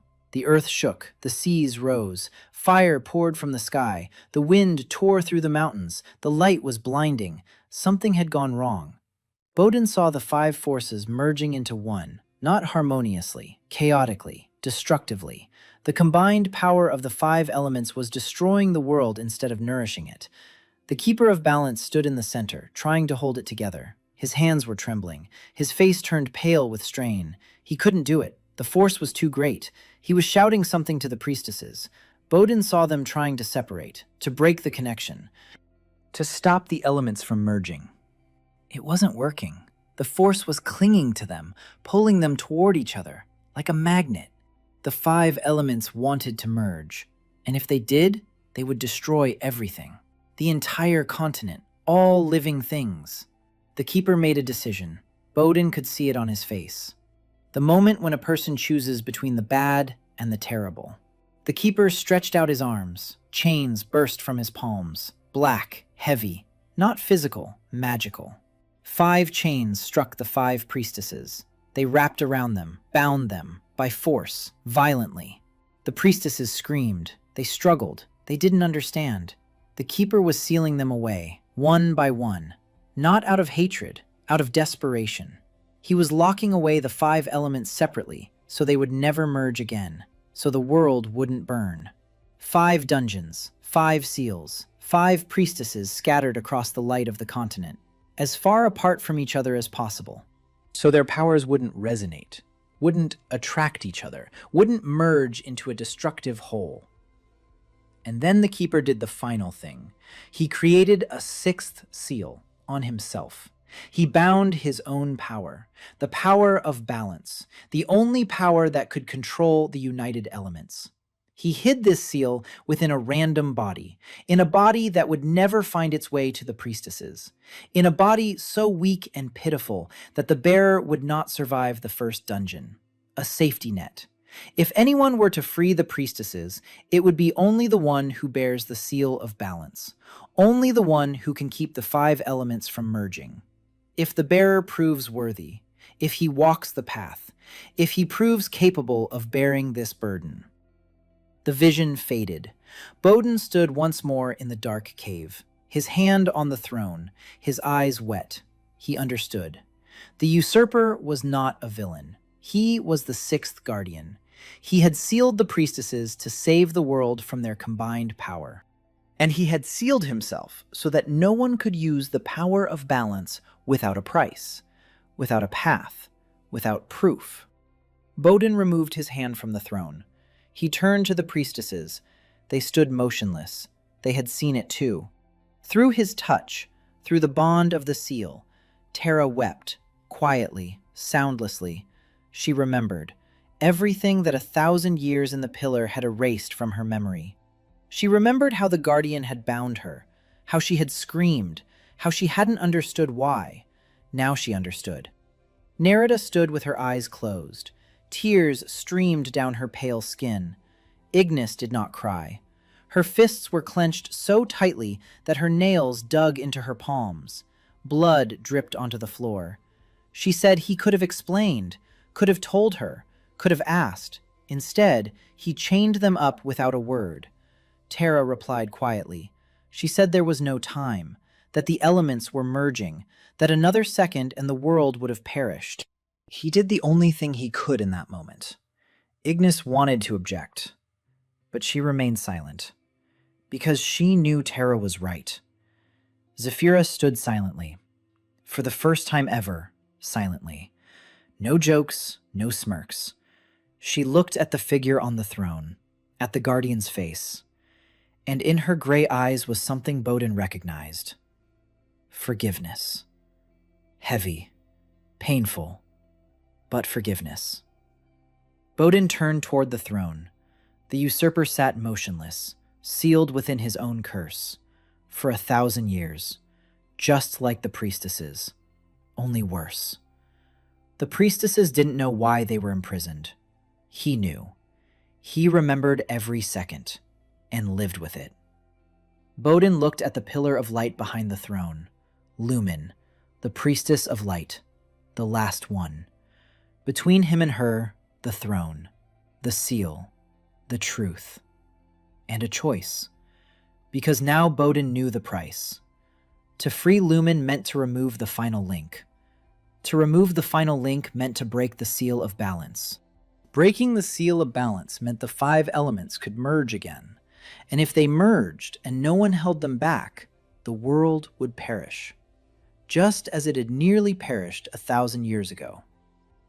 Bowden stood before the throne and felt the weight of this choice. Free Lumen and risk the world, or keep her imprisoned and preserve the balance. Save the hostage or save the world. For an operator accustomed to rescuing people at any cost, this was the hardest question of all. Bowden closed his eyes. He thought. Not for a second, not for a minute, for a long time. The priestesses waited. They were silent. Finally, he opened his eyes. He looked at the 4 priestesses, at Tara, who had believed in him from day one, at Nerida, who was learning to live again, at Ignis, who was hiding behind her anger, at Zephyra, who laughed so she wouldn't cry. Then he looked at the pillar of light, at Lumen, at the last hostage who had waited 1,000 years. Bowden said he hadn't freed them just to leave the last one in a cage, that the keeper had imprisoned the priestesses because he hadn't found another way out. But Bowden found one. 1,000 years ago, they couldn't control the merging of the elements, because they weren't ready. They weren't together. They didn't know how. Now everything is different. The 4 priestesses have walked the path. He has walked the path.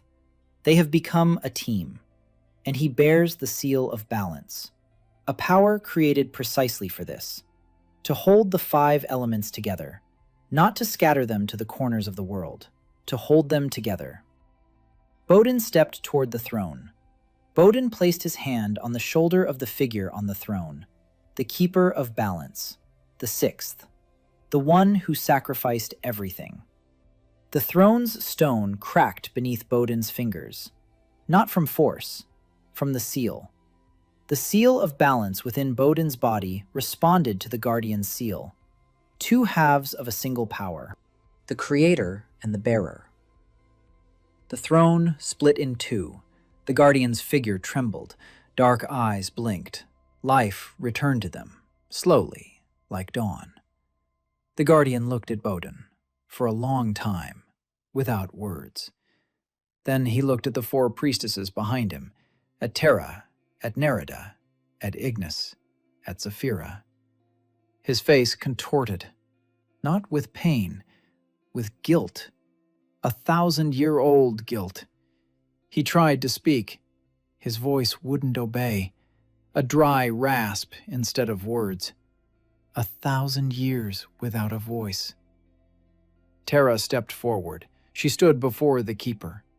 She looked down at him. He sat on the ruins of the throne. She stood, free. He bowed his head, awaiting his sentence. Terra knelt before him. She took his hands in hers and said that she remembered, that she had seen the truth through Bodin's seal, that she knew why he had done it. The guardian raised his head. Tears welled in his eyes, the first in 1,000 years. Ignis stood behind everyone. Her face was stony. She had not forgiven him. Perhaps she never would, but she did not interfere. Zafira stood beside Ignis. She was silent. She watched. Nerida approached the guardian. She placed her hand on his forehead. A stream of healing water flowed through his parched body. He shuddered. He coughed. Then he sighed. His first free breath in 1,000 years. Bodin didn't wait. Time was passing. Lumen was waiting. He walked around the wreckage of the throne and approached the pillar of light. White, pure, bright, brighter than the sun. Bodin squinted. The woman in the pillar was beautiful. Not like the other priestesses, each of whom was beautiful in her own way. Lumen was beautiful, like light. Impossible to describe. One could only see. Golden hair, skin like marble, perfect features, not humanly perfect.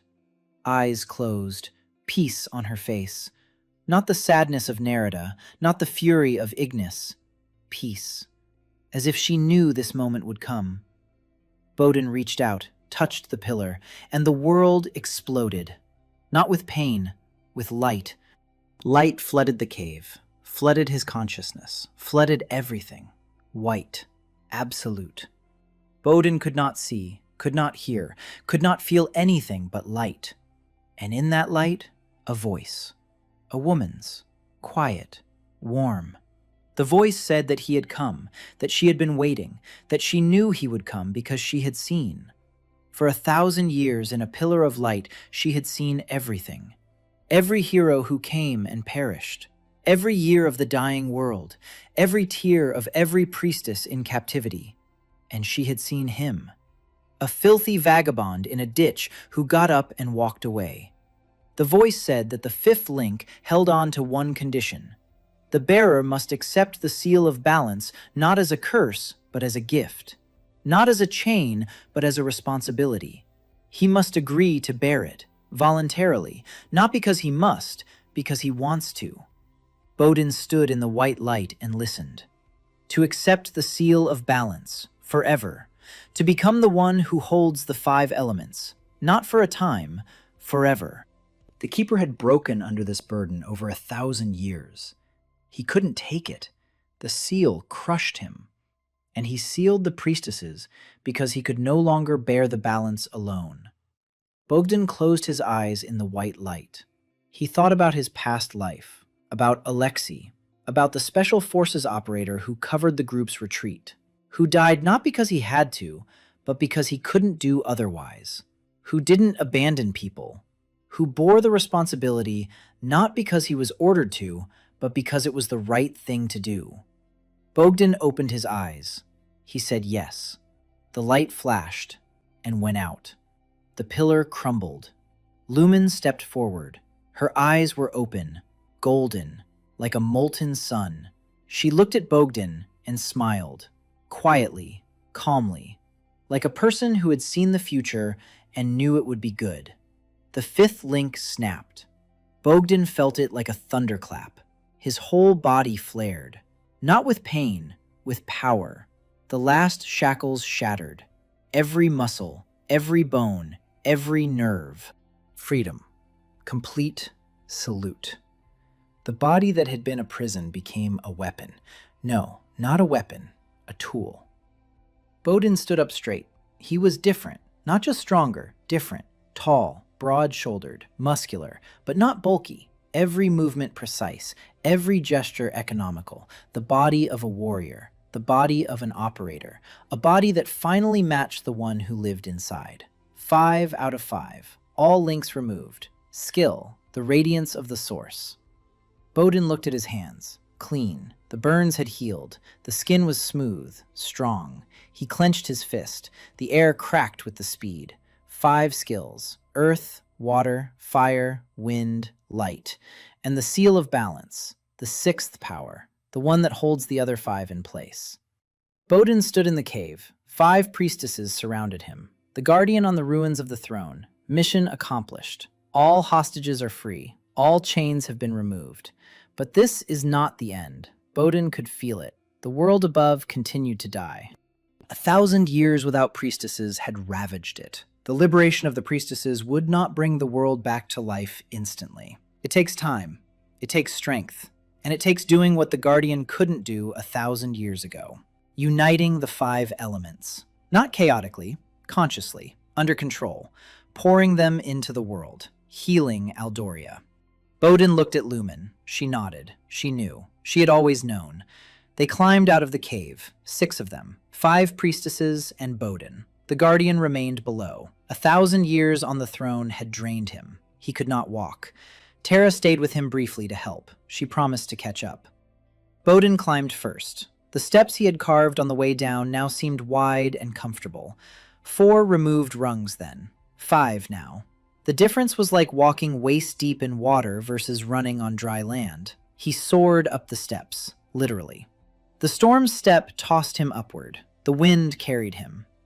Bogdan emerged from the pit and stopped. It was daytime at the top. A gray, dull day in a dying world. Black earth around the pit. Dead trees. Heavy air. But now Bogdan could see more. The seal of balance had opened his eyes to a vision he had never had before. He could see streams of power, like rivers, invisible to the ordinary eye. 5 streams: earth, water, fire, wind, light. Once they flowed across the entire continent, nourishing every stone, every drop, every leaf. Now they were thin, weak, barely noticeable. 1,000 years without a source. 1,000 years without priestesses.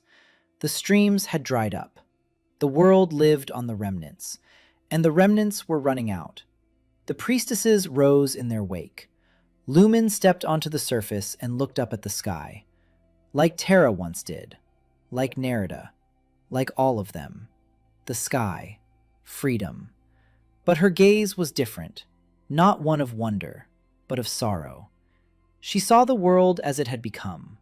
The world she remembered as green and alive. Now gray and dead. Ignis stood beside her, silent. Her usual fury was gone. In its place was resolve. Zephyra wasn't joking.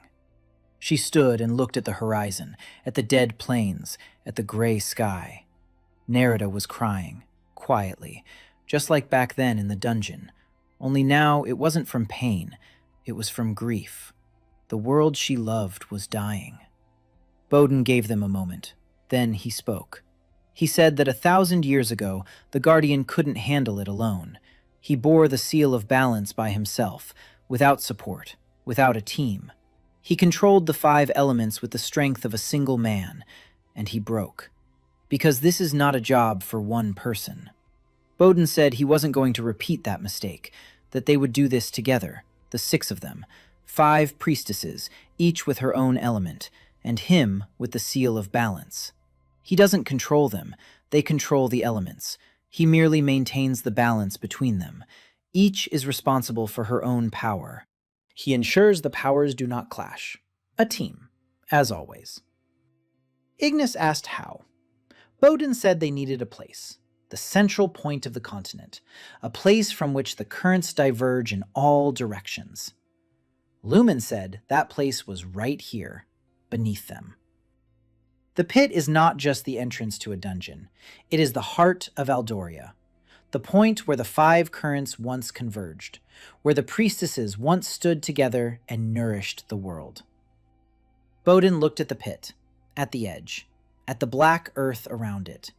Here, he nodded. The 5 priestesses stood in a circle, just as they had 1,000 years ago. Terra in the south, Nerida in the west, Ignis in the east, Zephyra in the north, Lumen in the center. Bowden stood next to Lumen, at the very heart of the circle, the seal of balance, the connecting link. Terra raised her hands. The earth trembled. Not here, everywhere. The entire continent felt it. The cliffs in the south shifted. The mountains rumbled. The plains quaked. The earth remembered its priestess. Nerida raised her hands. The water responded. The rivers in the west swelled. The seas rose. Underground springs gushed forth. The water sensed its mistress. Ignis raised her hands. Heat swept across the land from the east. Volcanoes awoke, not for destruction, for warmth. The earth was warmed from within. The frozen soil thawed. Ignis restored fire to the world. Zephyra raised her hands.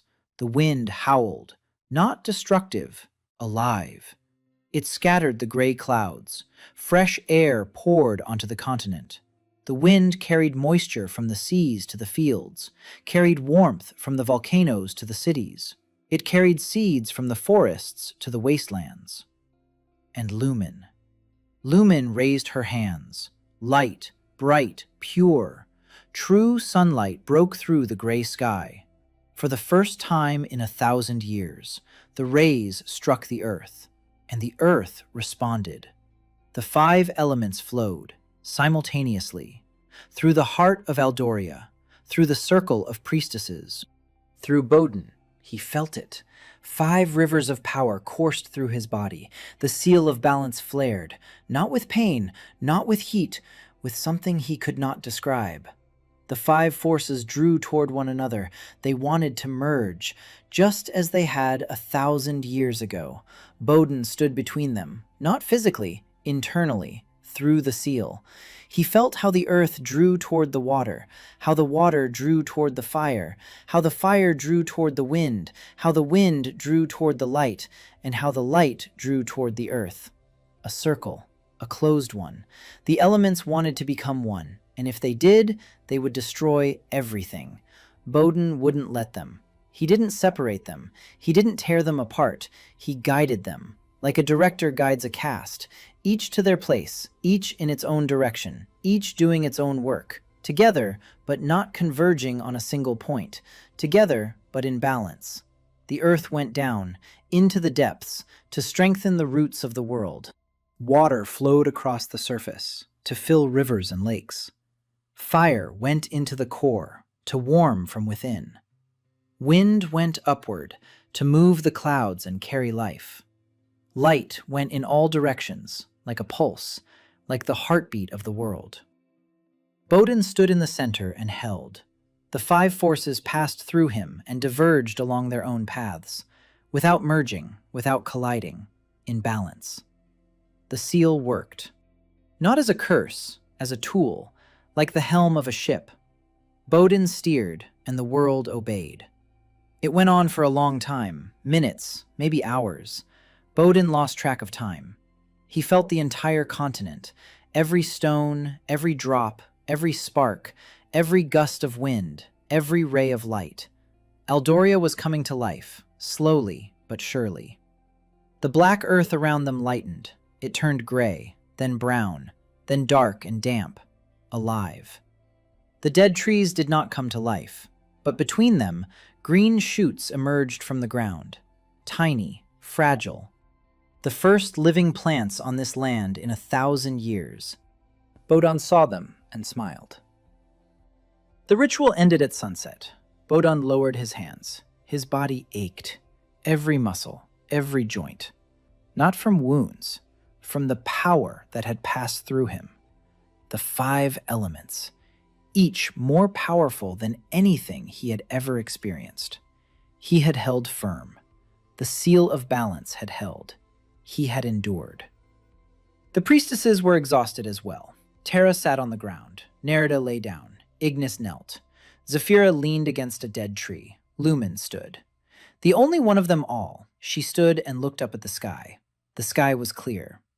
For the first time in 1,000 years, blue with white clouds. The sun was setting in the west, and the sky was ablaze with orange and pink. Beautiful, incredibly beautiful. Bodin sat down on the ground. He watched the sunset, and he felt something he hadn't felt since his first day in this world. Peace. 2 people rose from the pit. Terra led the guardian. He walked with difficulty. 1,000 years on the throne had ravaged his body. But he walked. Terra supported him, just as Bodin had once supported her. The guardian saw the sky and stopped. He looked up, then to the sides, at the sprouts in the ground, at the fresh air, at the living sky. His face changed. The 1,000-year-old guilt hadn't gone away, but something had been added to it. Hope. He looked at Bodin, tried to say something. His voice still wouldn't obey him. A rasp. Bodin walked up to him, stood beside him, said he understood, that he held no grudge, that the guardian had done what he could in that moment, and that now everything would be different. Because now there were 6 of them. 7 if you counted Bodin himself. The guardian looked at him, tears again, but different ones. Not from guilt, from relief. He said one word, the first intelligible word in 1,000 years. A name. Kale. His name was Kale. Bodin nodded. He held out his hand. Kale shook it. Weakly, but he shook it. They spent the night at the edge of the pit, all 7 of them. Bodin didn't sleep. He sat and felt the world. The seal of balance didn't turn off. It worked constantly, like a heart. 5 streams flowed across the continent, slowly restoring what had been lost. Bodin felt each of them. Earth, water, fire, wind, light. They weren't trying to merge. Not yet. Not while the priestesses were nearby, each controlling her own element. But Bodin felt the pull. Quiet, constant. The elements wanted to become one. They always would. And the seal of balance would stand between them. Always. That was his burden. Forever. Bodin thought about it. About how he had accepted not just power, a commitment, indefinite, no leave, no replacement. Just as Kale, the guardian, had borne it for 1,000 years.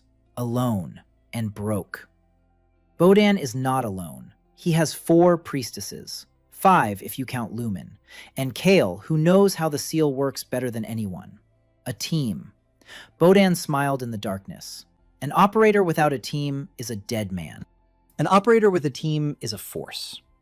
In the morning, they set out, westward, toward the nearest city. They had to show the world that the priestesses had returned, that the world was coming back to life, that there was hope. They walked across the plains. The land changed with every passing hour. The gray grass turned green. The streams filled up. The air grew fresher. Slowly, barely noticeably. But Bodin saw it. Streams of the elements flowed, and the world drank them in like a parched sponge. After 3 days of travel, the land around them was no longer dead. Not yet healthy, but alive. Sick, but alive, not dead. The difference was enormous. On the 4th day, they saw a city. Small, gray walls. The gates were closed, guards on the walls. Bodan approached the gates. The guards looked down at them from above. 7 of them. 1 large man. 5 women from whom emanated a power visible even to the naked eye. And 1 emaciated man being led by the arm by the eldest of the women. The captain of the guards shouted down from above, demanding they identify themselves. Bodan identified himself, bearer of the seal, and he named those behind him, the 5 priestesses of the elements, guardians of Aldoria, those whom the world had awaited for 1,000 years. The guard remained silent.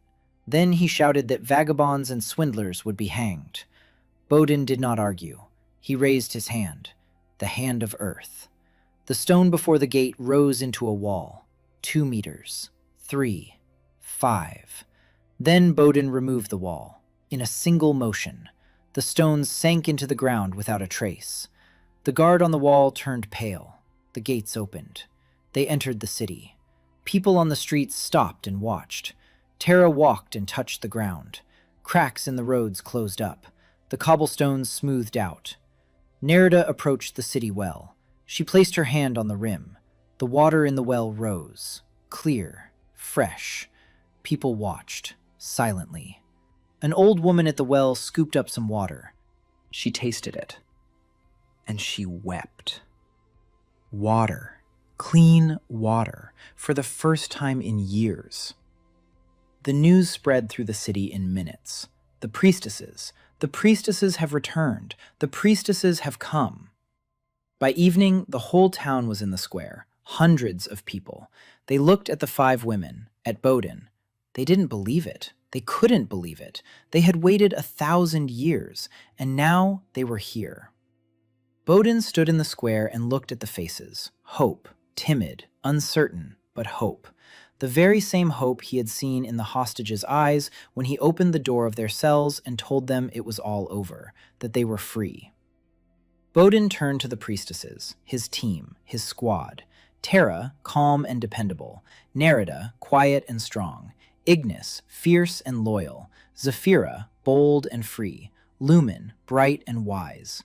5 priestesses, 5 elements, 5 women he had pulled out of their prisons, one by one, and Kale, the broken guardian who was beginning to stand tall again, who looked at the city and the people and, for the first time in 1,000 years, saw that his sacrifice had not been in vain. Bogdan stood among them and knew there was still much work ahead. The world isn't healed in a day. The currents of the elements must be sustained. The seal of balance must be carried. Every day. No days off. Endlessly. But he wasn't alone, and that changed everything. A year had passed. Bogdan stood on the hill and looked at Aldoria.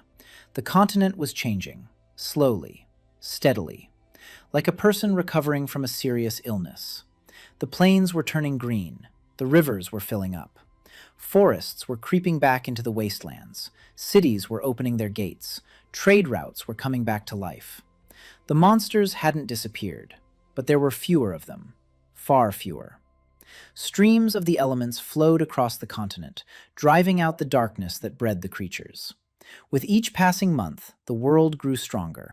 With each passing month, there were fewer monsters. Bodan felt it through the seal of balance. Every sprout, every stream, every gust of warm wind. The world was breathing, not gasping, breathing. The priestesses scattered across the continent, not forever. Each returned to where her element was needed most. Tara went south, to the Black Mound. There, the earth had suffered the most. The mound had become ruins. The stone hounds scattered. Tara healed the land around her. She raised the fertile layer. She restored life. For the first time in 200 years, the villages around the mound sowed seeds and reaped a harvest. A real harvest. Not a handful of stunted ears of grain, but fields full of crops. Terra became for the southern lands what she had been 1,000 years ago: a guardian, a mother, a foundation. Nerida went to the western coast, to the drowning fortress. The ruins stood empty. The water creatures scattered when the priestess left. Nerida did not return to the ruins. She stood by the coast and began to heal the water. The sea, the rivers, the underground springs. The fishermen who had been afraid to approach the fortress now went out to fish and returned with full nets. The water became clear. The fish returned. The coastal towns came back to life. Nerida had changed. The sadness hadn't gone away completely. Perhaps it never would, but a purpose had emerged above the sadness. She was healing the world and healing herself. Bowden visited her once a month. They sat on the rocks by the sea and were silent. Sometimes silence speaks louder than words. Nerida smiled. Quietly, rarely, but she smiled. Ignis went east, to the Ashfall Desert. The desert hadn't disappeared. It was part of the world. Fire is not evil. Fire is warmth and strength and light. Ignis did not destroy the desert. She tamed it. The fire lizards obeyed the priestess. She did not destroy them. She tamed them. The desert became passable. Caravans traveled straight through again. Trade routes came back to life. Cities in the east received goods they hadn't seen in years. Ignis became the mistress of the desert. Tough, fair. Travelers, merchants, and warriors came to her. She let through those who respected the desert. Those who didn't, she turned away. Without explanation. Ignis never fully forgave KL, but she stopped hating him. She told Bowden during their last meeting that hatred is a fire that consumes itself. She prefers a fire that warms. Zephyra went into the mountains, to the Stormspine range.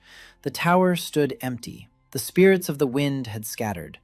Zephyra did not choose to live in the tower. She lived in the wind, literally. Bowden didn't always understand her. Zephyra appeared when she wanted to, disappeared when she wanted to. She descended from the mountains on gusts of wind and brought news from across the continent. She was the eyes and ears of the group. She flew, not like a bird, like the wind.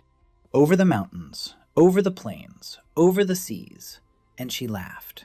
She was finally free, truly, without walls, without ceilings, without a pillar of light. Zephyra was the happiest of the five. She told Bowden that for 1,000 years she had dreamed of one thing, of the sky, and now it was hers. Lumen remained in the center, at the heart of Aldoria, near the pit that had become a sacred place. People came to her, for advice, for a blessing, for light. Lumen welcomed everyone, quietly, calmly, with a smile that warmed like a ray of sunshine. She was the wisest of the five, the most patient. She saw the future, not clearly, in fragments, but she saw. She told Bowden that the world would survive, that the flow of the elements would be fully restored within a generation, that Aldoria would be green and alive again, that the children being born now would grow up in a world that had no memory of darkness. Kale stayed with Lumen. He was recovering, slowly. His body was regaining strength. His voice returned. He helped Lumen. He explained to the pilgrims how the elements worked. He taught those who wanted to learn. He was no longer the keeper of balance. Bowden carried that burden. But Kale was a teacher, an advisor, a keeper of knowledge. 1,000 years of solitude had not passed without a trace. He was quiet, reserved. But when he spoke, people listened. Because behind every word lay 1,000 years of reflection. Bowden lived in Corton, in the city where he had started, where he had been a heap in a ditch, where guards had chased him from the gates. Now people bowed to him in the streets. Children ran after him and shouted his name. The very same guard who had shoved him in the chest now saluted him at every encounter. Bowden did not seek revenge. He did not gloat. He did not remind them. He simply lived. He woke at dawn. He felt the currents of the elements through the seal. He checked the balance. The 5 rivers of power flowed evenly. Sometimes one grew stronger and needed to be gently restrained. Sometimes another grew weaker and needed a nudge. Delicate work. Daily. Endless. Bodin didn't complain. It was his job. The one he had chosen. The one he had accepted. Willingly. Once a month they gathered, all 7 of them, in the heart of Aldoria, by the pit that had turned into a temple. White stone, green grass, clear water in the fountain. Light poured down through the open dome. They sat in a circle, just like when they activated the elements. And they spoke. About the world, about work, about life. Terra spoke of the harvests in the south. Nerida of the purity of the water on the coast. Ignis spoke of caravans crossing the desert. Zephyra spoke of what she saw from above. Lumen spoke of pilgrims and visions. Kale spoke of what he had taught his students. Bodin listened. He coordinated. He guided. As always. Just like on the first day, the operator. He did not stand at the head. He stood in the center, between the 5 forces, between 5 women, between the past and the future. He maintained the balance. Once, after such a meeting, Zephyra asked him if he missed his old life. Alexei, that world. Bogan thought, for a long time. Then he said he didn't miss it. That Alexei had died covering the group's retreat.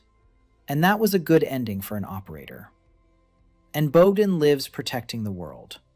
And that's a good continuation. Zephyra nodded. Then she said he was strange after all. Bowden replied that it was the nicest thing anyone had ever said to him. Zephyra laughed. Ignis snorted. Nerida smiled. Terra shook her head. Lumen looked at him with her golden eyes and said nothing. But that silence said it all. Bowden stood on a hill above Corton. Evening. Sunset. The sky was orange and pink and gold. The city below was alive. Children ran through the streets. Merchants were closing their stalls. Guards were taking over for the evening shift. Ordinary life. Alive. Real. The one for which everything existed.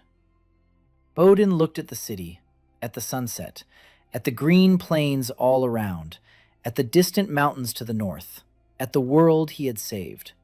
Not alone, with his team. The 5 links of the curse had turned into 5 links of power. The 5 dungeons had become the 5 hearts of the world. 5 hostages had become 5 guardians.